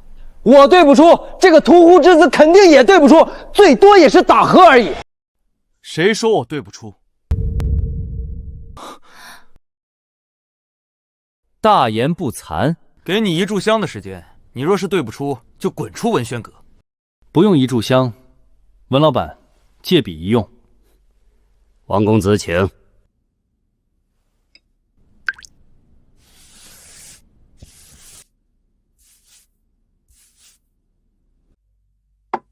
对完了，请文老板鉴赏。迷途远避，退还连境，返逍遥。这11字全是走之底，走之底对宝盖头，际遇家乡对迷途远避，寒窗空寂寞对连境返逍遥，好对。不可能，你不过是个初学不足1年的屠妇之子，怎么可能对出这种下联？肯定是作弊！你一定是以前在别处听过这个对子。这个上联乃是本人所想，寻思许久不得下联，没曾想今天被这位王公子对出。谢过文老板，2两银子也太贵了。不过我本身蒙学时间短，为了府少也别无他法，只是得想办法再多赚钱了。王明远是吧？我记住你的名字了。府试考场上，我看着走之底能不能救你。我们走着瞧。你得意不了多久。比不过就跑，府学铃声就这点度量。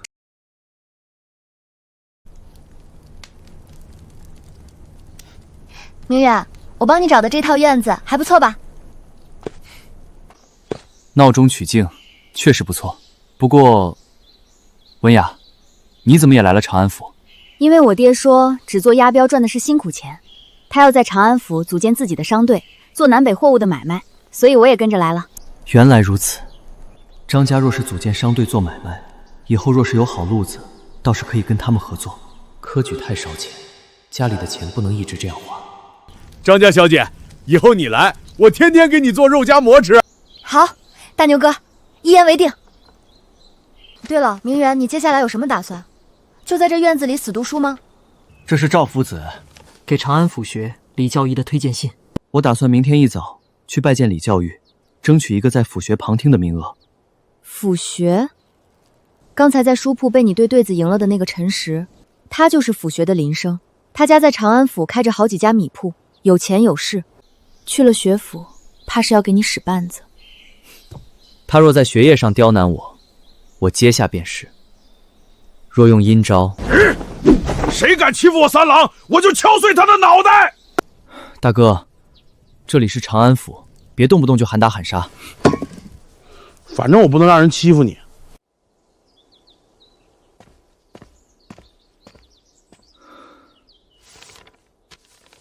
永乐镇学子王明远奉恩师赵文启之命求见李教义，烦请通报。你且先等着。哟，这不是屠户之子王明远吗？这是跑来我们府学要饭了。陈少，这就是你说的那个从永乐镇来的乡巴佬？看他这寒酸样子，可不像什么读书人，一个屠夫之子罢了。杀猪的，赶快滚远点！这里可不是你能站的地方。府学的台阶是朝廷给读书人修的，你站的，我自然也站的。大言不惭！门房，府学重低，岂是什么阿猫阿狗拿封破信就能进的？赶紧把他赶走！大庸律例，秀才生员及地方夫子举荐者，皆有资格求见府学教尉。陈实，你一介生员，敢替教仪做主拦门？你敢拿大庸律例压我？是谁在府学门外大声喧哗？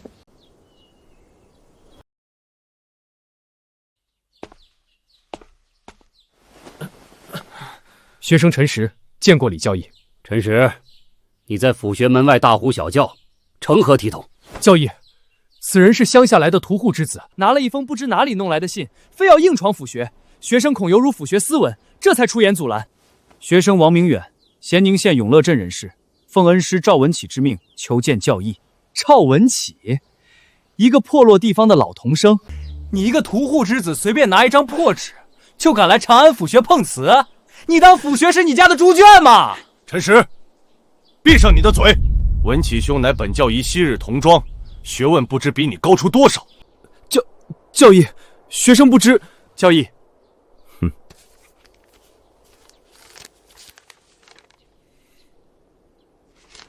文启兄在信中说，你天资聪颖，是科举的好材料，但想进府学，我还要考一番。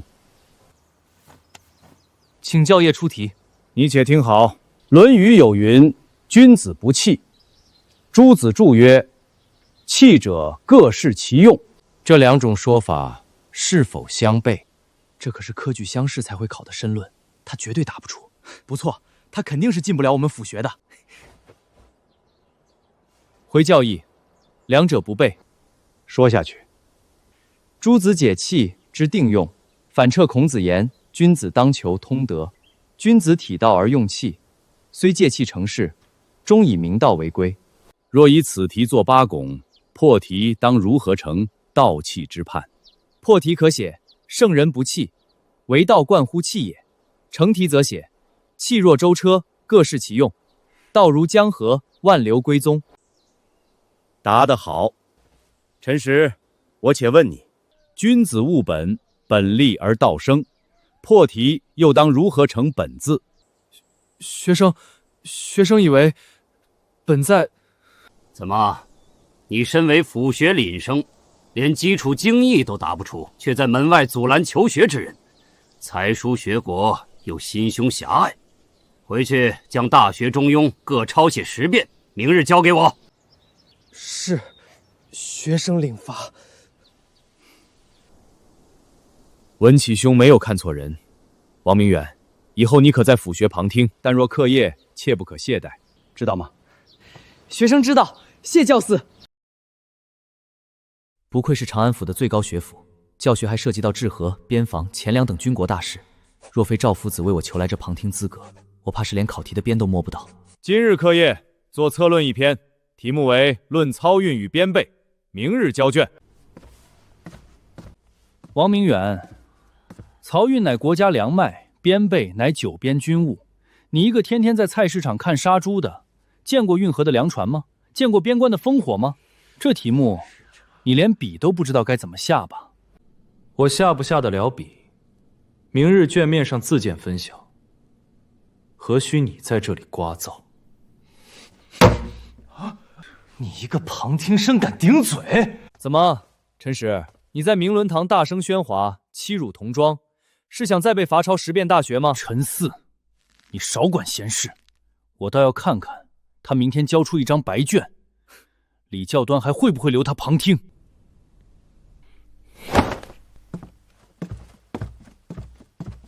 兄弟，在下陈四，这漕运与编保的题目确实宏大，若有不解之处，下学后我们可以探讨一二。多谢陈兄好意，但我想我应该能完成。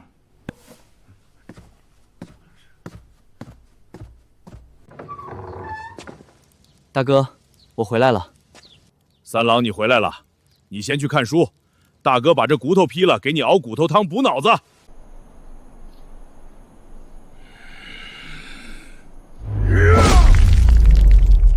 我的亲娘嘞！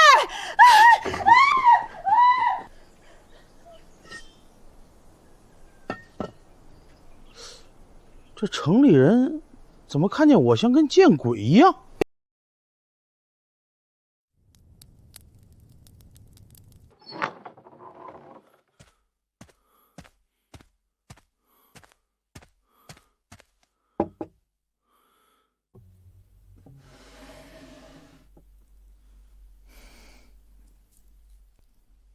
大哥，你不吃吗？我吃过了。三郎，其实有件事儿，我想跟你商量商量。大哥，你说。就是今天我去东市买菜，看到一家肉铺招人杀猪解肉，老板说工钱日结，只干早市那几个时辰。大哥是想去做事了？对，我算过时间，干完活回来，正好能给你做饭，不耽误事儿。可是，大哥，你可是怕给我这个读书人丢面子？这长安府不比咱清水村，你周围都是富家公子少爷，我天天去杀猪，一身腥臊味儿，要是让他们知道了，我怕他们看不起你。大哥，我们王家祖辈都是杀猪匠，靠双手出力赚钱，堂堂正正。爹当年也是10里8乡有名的屠夫，这手艺就是咱家的根本。靠手艺吃饭，不偷不抢，怎么会丢人？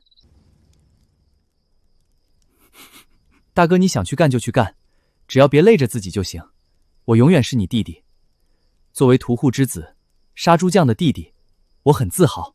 好，三郎，有你这句话，大哥明天就去。好吃，这饼真顶饱。三弟，你快吃，吃完好好温书。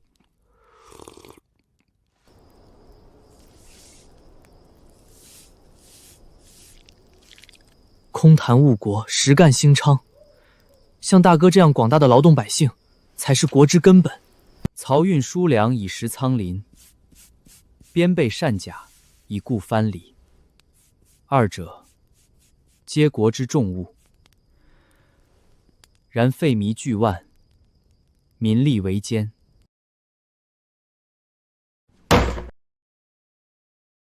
陈实，站起来！学生在，教义。可是学生的策论拔得头筹。边备空虚，当加征3成农税以充军饷；漕运迟缓，当强征沿河10万农丁，拓宽河道。这是你写的？正是学生所作。学生以为重病须下猛药，此乃富国强兵之策。那我问你，加征3成农税，百姓以何果腹？强征10万农丁，田地谁人耕种？教爷，学生坐下。身为府学林生，不知民间疾苦，空谈误国，简直满纸荒唐。再看这篇，破皮写漕运输粮以食仓料，边备善甲以固藩篱，然费靡巨万，民力维艰。这8个字，我认为是直击大庸国库与民生的要害。王明远，站起来。学生在。此卷是你所作？是学生所作。很不错，你来说说你的对策。学生认为，可沿河各州府设立长平窗，丰年谷稼官府平价买入，荒年谷贵官府减价卖出，这样既减漕运耗损，又可平抑地方粮价。长平仓平遏粮价，设长平仓平遏粮价，分明是朝廷与民争利，商贾无利可投，必然粮路断绝。教义，此策乃祸国殃民。丰年谷节伤农，粮商趁机压价囤积；荒年谷贵伤民，粮商哄抬物价，致流民塞途。长平仓之设，只是为了遏制囤积居奇、发国难财的黑心行径。朝廷不干预商贾，这是历来的规矩，你这是在坏规矩。教义，各位同窗，长安府城有3成的米铺都是陈实家的。前些日子，长安府周边不过是旱了半月，陈家米铺的粮价就涨了2成。陈实反对设立长保仓，不过是怕朝廷出手，断了他家发黑心财的道。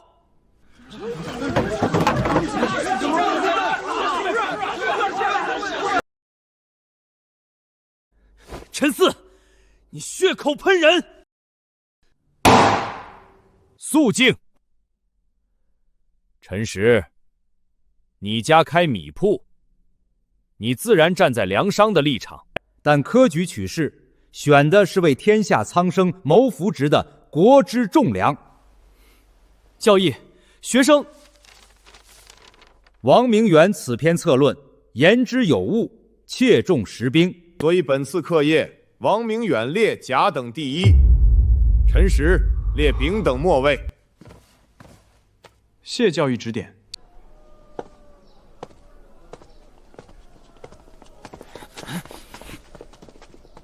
陈少爷还有何指教？王明远，你别太得意。你那篇破策论，就算李教师给了你甲等又如何？我告诉你，在长安府得罪了我陈家，我让你连下个月的府试考场都进不去。好大的口气！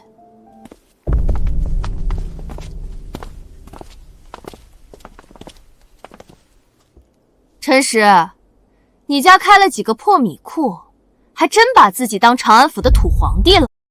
要不要我让我爹的商队去南边运几船平价大米过来，把你家米铺的价格砸穿？张文雅，这是我们读书人之间的事儿，你一个野丫头少插手。本大小姐今天就插手了，你能怎么着？躲在女人背后算什么本事？王明远，咱们走着瞧！明远，你没吃亏吧？没有，多谢你解围。文雅，你今日怎么来府学了？我爹的新商队刚进城，我顺路过来看看你，没想到又遇到这个卖米的。只是今日我在课堂上和他争辩，又多了些矛盾。明远，陈家在长安府有钱有势，他学问做不过你，但你得提防他在背后暗箭伤人。我会多加防备。不过你有什么事儿，我一定不会放过他的。走，明远，你和我一起逛一下长安府吧。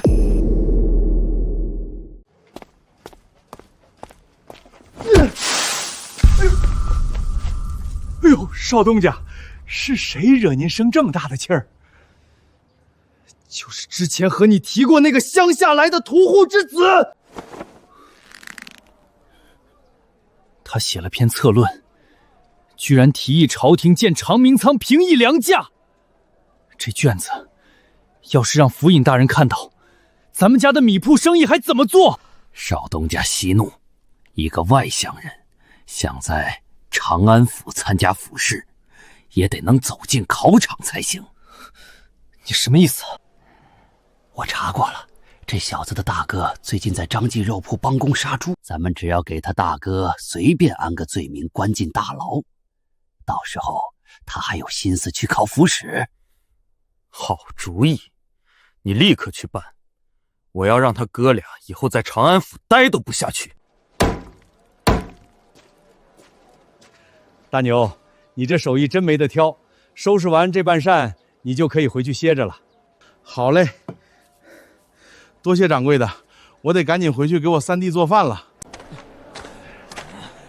哟，这就是那个永乐县按手的亲大哥啊，长得跟头黑熊似的，他弟怎么就不一样呢？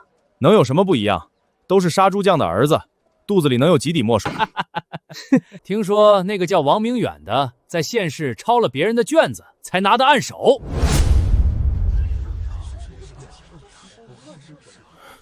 把你的嘴巴放干净点儿！我三弟是凭真本事考上的，再敢胡咧咧，别怪我不客气。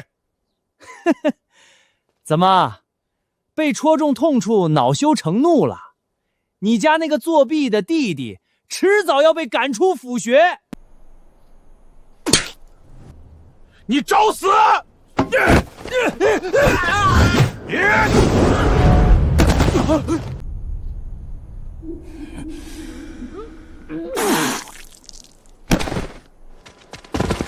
杀人了！杀猪匠当街杀人了！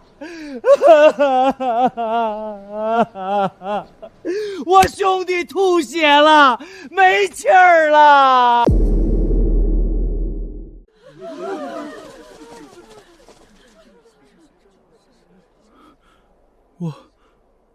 我没用多大劲儿，他怎么？大牛，你闯大祸了！当街殴斗致人重伤，这可是要坐大牢的。当街行凶，重伤人命，谁干的？差爷，就是这个黑大哥，他把我兄弟打得吐血昏死过去了。光天化日之下殴斗伤人，跟我回衙门大牢走一趟。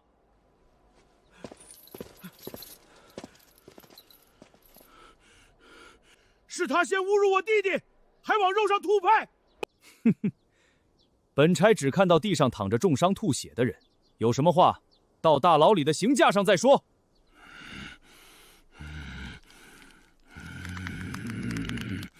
我不可能就这样杀了这个人，但我若反抗，就是暴力抗法，更是罪加一等，怕是会连累了三郎。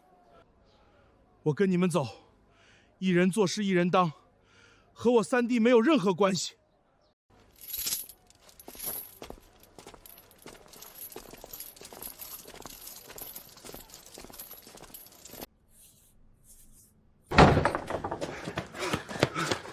明远，别写了，大牛哥被衙门抓了。什么？这是怎么回事？我听说是有人辱骂你作弊，大牛哥气不过推了那人一把，然后那人直接就撞倒吐血昏死过去了。衙役说大牛哥当街重伤人命，已经上锁链带往府衙大牢了。不可能，大哥虽然力气大，但出手向来有分寸。一个成年汉子能被推一把就直接吐血昏死？我觉得也不可能，但现在大牛哥已经被抓走了。昨日陈氏刚在府学门外放话不让我考试，今天大哥就出事，这绝对是陈氏设的局，想毁我科举资格。文雅，我一定不能让大哥有事，快，去东市截住他们！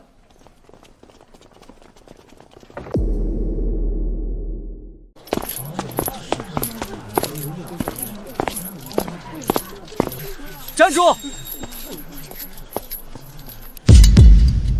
什么人敢拦差办案？明远，你怎么来了？大哥，你别担心，不会有事的。在下府学旁听生王明远，两位差爷说我大哥重伤人命，可有大夫验伤？我兄弟吐了这么多血，人都叫不醒了，还验什么伤？先把他抓进大牢。那就不用大夫，我来验。你干什么？想杀人灭口吗？别动！血迹颜色暗红，边缘没有凝结的血块，没有嗅味，反而有一股淡淡的腥臭味，这应该是杀黄鳝留下的死血。既然伤重昏迷，那我就用乡下的土法子把他救醒。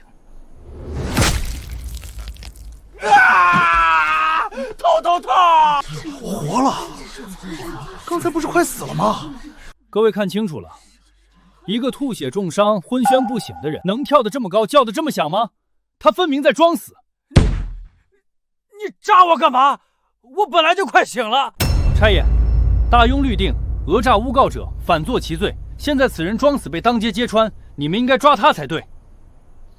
就算他装死，王大头当街动手打人也是事实。你大哥王大头必须跟我进大牢过堂。走！此人分明伤情造假，你们颠倒黑白，究竟是谁给了你们银子，让你们如此卖力办事？胡说八道！你敢妨碍公务，我们连你也一起抓！我是镇远镖局的大小姐，你们敢动她一下试试？镇远镖局又如何？对抗官府一样是死罪。好大的官威！老夫倒要看看，谁敢在老夫面前动府学的学子！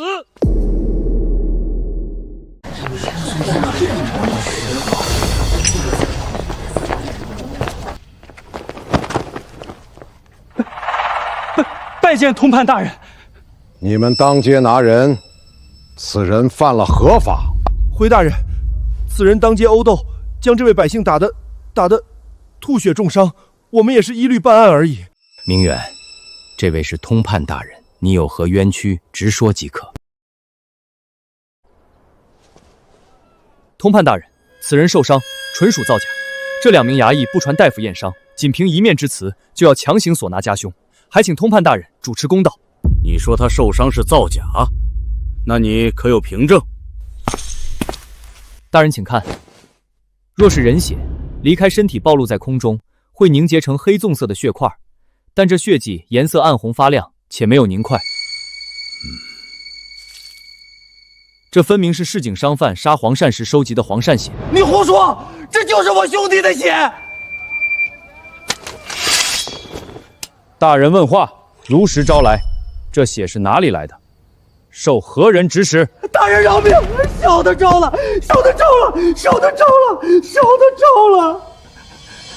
这血是今早去菜市场买的。那你受何人指使？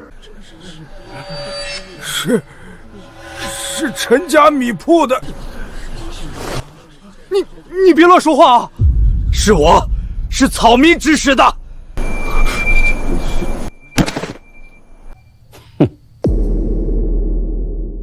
你又是何人？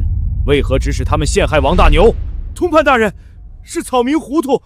草民前日买猪肉，见着王大牛态度蛮横，不肯降价，草民怀恨在心，便花了银子想把王大牛关进大牢几天，出口恶气。他只是个帮工，并非东家，只是猪肉不肯降价，你就将气撒在他的身上。是小人糊涂了。他说的可是实情？是。就是他给的银子让我陷害王大牛的。刘掌柜，我陈家平日待你不薄，你怎能背着我做出这等栽赃陷害的下作之事？你太让我失望了！是小人的错，我对不起东家，我对不起少爷。来人，将这诬告的商贾还有这2个刁民一并押入大牢。至于这2名不分青红皂白就锁人的衙役，各杖责30，革去差役。大人饶命！大人饶命！大人饶命！饶命！这2人一唱一和，分明是汽车保卖，陷害大哥定然是这陈实的首长。今天奈何不了他，但这笔账必须记住。谢青天大老爷。你叫王明远，学生正是，你很不错，遇事不慌，心思缜密，又观察入微，本官记住你的名字了。谢大人夸奖。明远，考场之外的手段终究上不得台面。对于你来说，接下来的府事才是关键，切莫因为闲杂人等乱了心神。学生明白。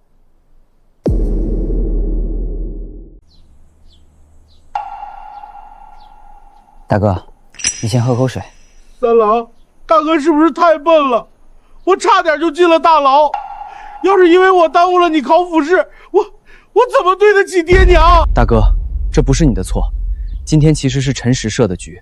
陈实，就是那个在书铺跟你对字的公子哥？那个八字胡掌柜就是陈家米铺的管事。陈实在府学辩论不过我，便想出这种阴招，诬陷你坐牢，从而让我无心考试。其实是我连累了你。这个畜生，我去找他算账！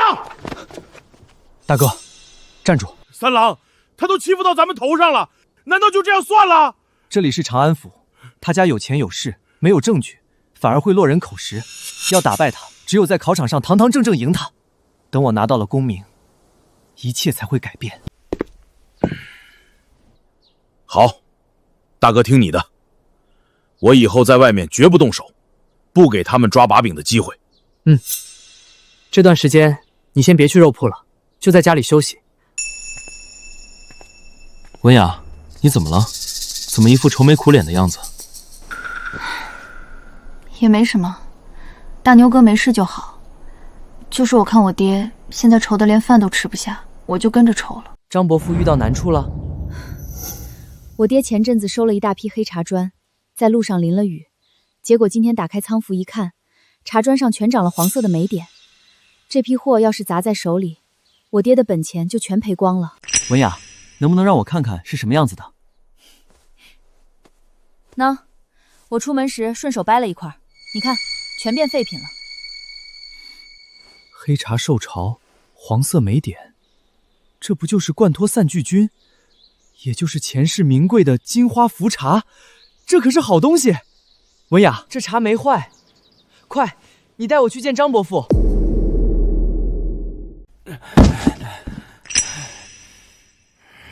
快办，把这些废茶全拉到城外烧了，看着就来气。爹，等一下。文雅，你带明远来干什么？这里乱糟糟的。张伯父，这些茶或许我有办法处理。果然没有霉臭味，反而有一股淡淡的菌花香气。张伯父，这上面的黄点其实不是发霉了，而是茶中极品的金花，稍作处理后用来泡茶会更好喝。明远贤侄，你莫不是在安慰我？发了霉的茶还能喝？伯父若是不信，现在就让人取小火炉、铁壶和清水来，我亲自为您煮一碗尝尝。这好，来人，去拿火炉来。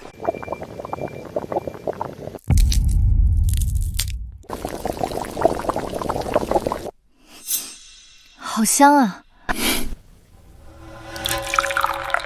伯父，请品鉴。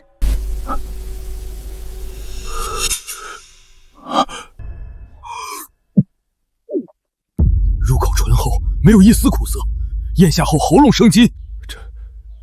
这比我以前喝过的任何黑茶都要好喝。伯父，这种金花只有极其偶然的气候条件下才会生出，所以您这批茶不仅不是废茶，还是天赐的极品。明远贤侄，当初你来镇远镖局求援，我还差点将你拒于门外。若非家母出面，我便铸成大错。今日你却出手救了我张家商队的身家性命，我张德海惭愧呀！这份恩情我一直记在心里。不知贤侄可愿意教这金花茶的制茶之法？我们镖局负责售卖，利润55分成，如何？张伯父，您出人工、场地和渠道，55分成，我占大便宜了。不，若没有你，这批茶早就被我烧了。我张家绝不占你便宜，就55分。伙计，拿纸笔。大哥这段时间不能去肉铺，有了这笔生意，我和大哥在长安府的开销以及科举的费用就有着落了。张伯父，这批茶只需按我的法子控温控湿，过几日就可以拿去茶室售卖。好，我亲自盯着这批货。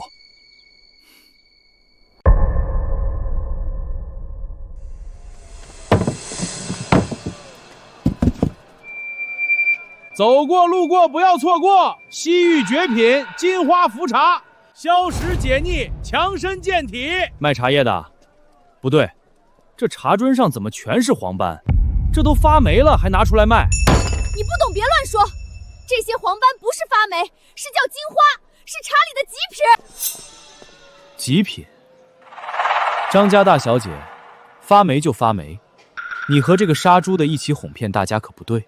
就是，这分明是发霉长毛的烂茶，居然还敢卖20两一斤！大家快来看，有人卖发霉的烂茶！陈实，你少胡说八道，这根本不是霉！张大小姐，这黄点不是发霉是什么？难道是金子不成？怕不是你们张家商队生意做不下去了，就联合这个杀猪的出来骗钱？你再胡说，我砸了你的嘴！怎么，卖毒茶被揭穿，还想当街打人？还是报官吧，把这些骗子抓起来！对，卖毒茶害人，这真的不是霉茶，很好喝的。文雅，别急，让我来说。还说什么说？各位街坊，这就是杀猪匠的儿子和跑江湖的野丫头合伙干的骗人勾当，大家千万别信啊！王明远，我还想着到府市再对付你。没想到你自己出来作死，那就让你府市大门都进不了。陈实，你作为府学林生，连金花都不认识，也敢在此大放厥词？好香啊，这味道似乎真的没有霉味。香有什么用？发霉的东西就是毒药。对呀，是不是毒药？喝一口便知道了，谁愿一试？啊，这就是事。谁敢喝你这杀猪的煮出来的毒水？王明远，你今天一块茶都卖不出去。我来尝尝。文老板，这可是发霉的毒茶，您千万别碰。王公子，在下可否讨一碗茶喝？文老板，请。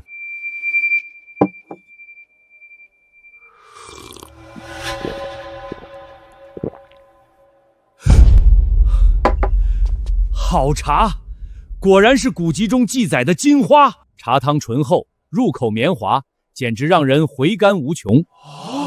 怎么可能？这分明是发霉的茶！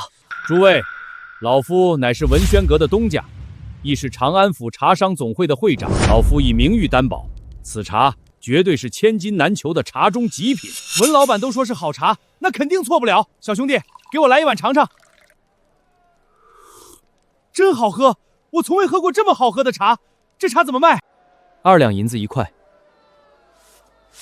王公子，我文轩阁要10块。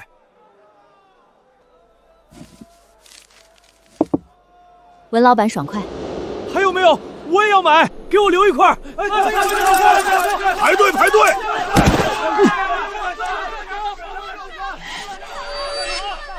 看来资金问题彻底解决了，接下来我可以心无旁骛地准备府试了。终于到了府试的日子，能不能真正在这个世界真正立足，就看今天了。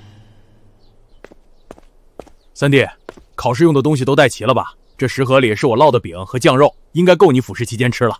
带齐了。明远，我来送送你。有心了，我刚刚准备出发。明远，这是我爹从南边行商带回来的药酒。考场里人多气闷，你要是不舒服，就在太阳穴上抹一点，保证神清气爽。谢谢你，文雅。你一定要考个好名次出来，把那个陈实的脸打肿。对，三弟，大哥在外面等你，考完咱们吃大肉。好，出发。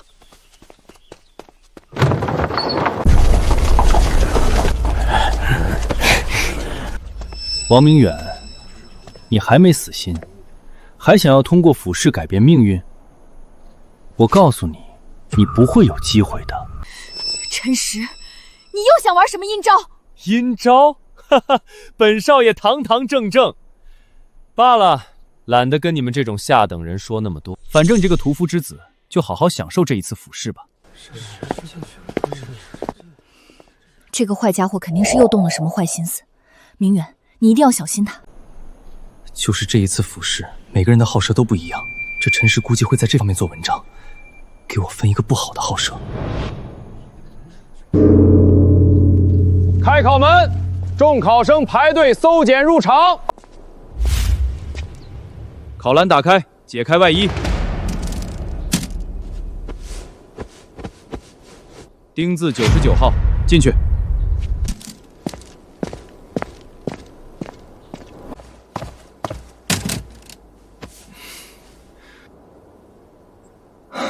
这陈实果然在我的号的安排上做了手脚，竟然给我安排了这样一个漏风的破号屋。幸好今天没下雨。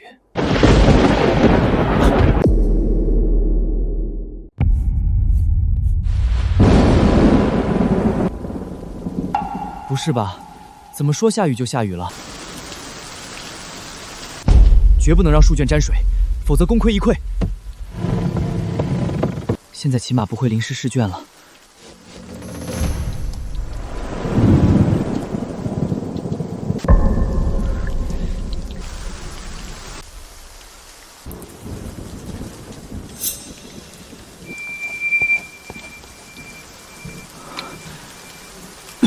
终于写完了。时辰到，停笔，收卷。算你走运，卷子没湿，拿着考栏可以出去了。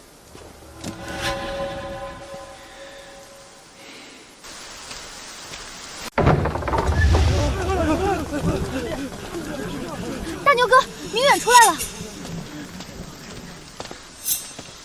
哟，王明远，怎么搞成这副落汤鱼的模样？让开！丁字99号漏雨的滋味如何？你的试卷怕是早就变成一团墨水了吧？陈实，果然是你，果然是你！你等着，我不会放过你的！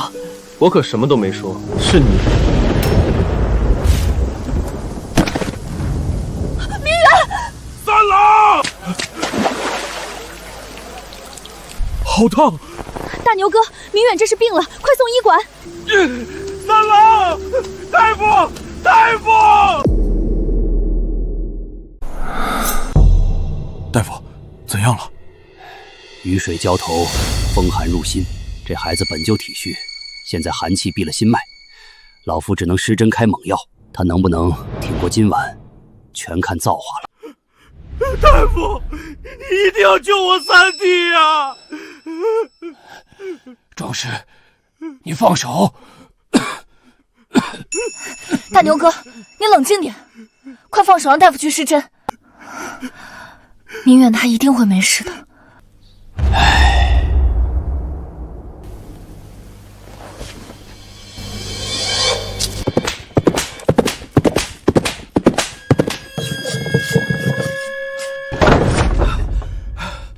王家老爷不好了，长安府出事了。是三郎他出什么事了？王公子他在考场淋了暴雨，现在高热昏迷不醒。大夫说风寒入心，能不能活要看天意。什么？娘！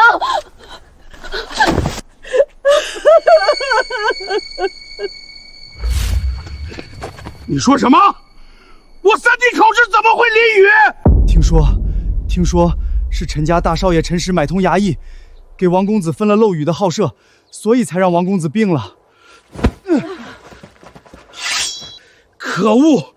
敢害我三弟，我要宰了他们！老大媳妇儿，去把家里所有的现银和存票全拿出来。老二，套马车，我们全家去长安府。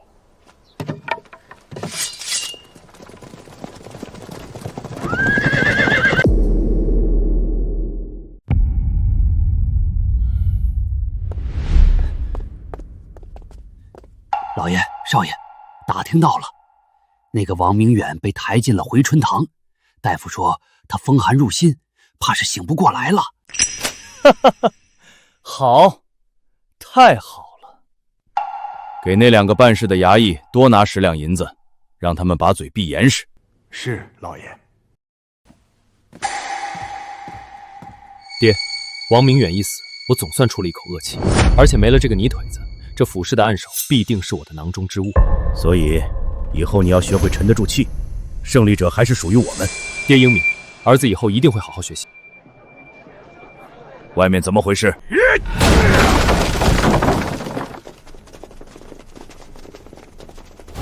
陈实，给我出来！你们好大的胆子，竟然敢擅闯我陈家！陈实，你买通衙役害我三弟，我们今天就要为我们三弟报仇！为三国报仇！就凭你们，一起上，把这些泥腿子打出去！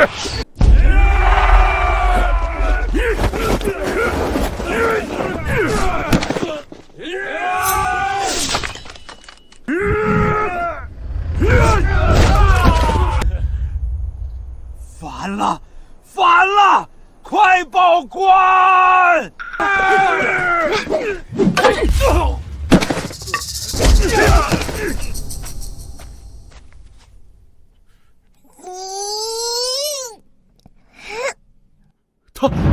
他举起了石狮子！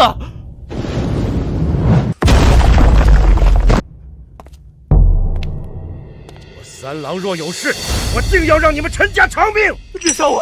别杀我！别杀我！是我爹给衙役塞的银子，不是我干的！你这个逆子！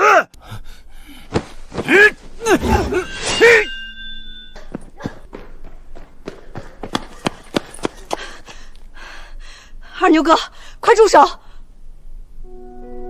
明远醒了，明远醒了，三郎醒了。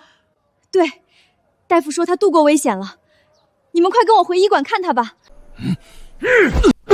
走，去医馆看三郎。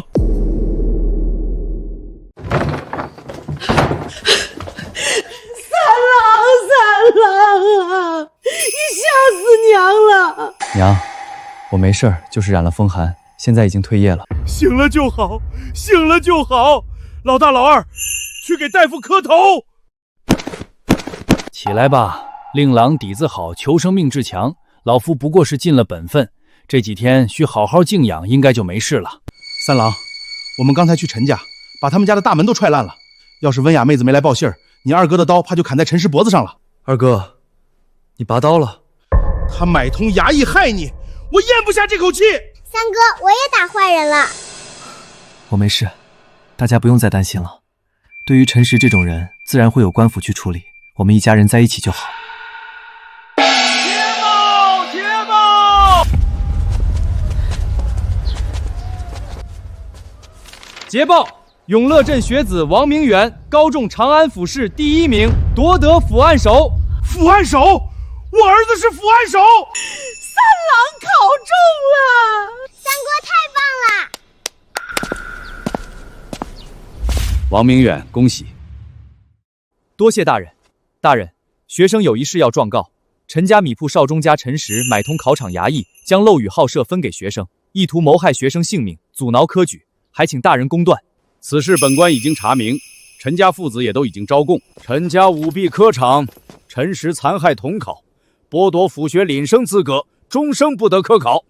陈家查封米铺，陈老爷收押大牢候审。王明远，快走！如今陈家已倒，但府试按手只是开始。这条科举之路，我定要走到最高处，成为真正的执旗者。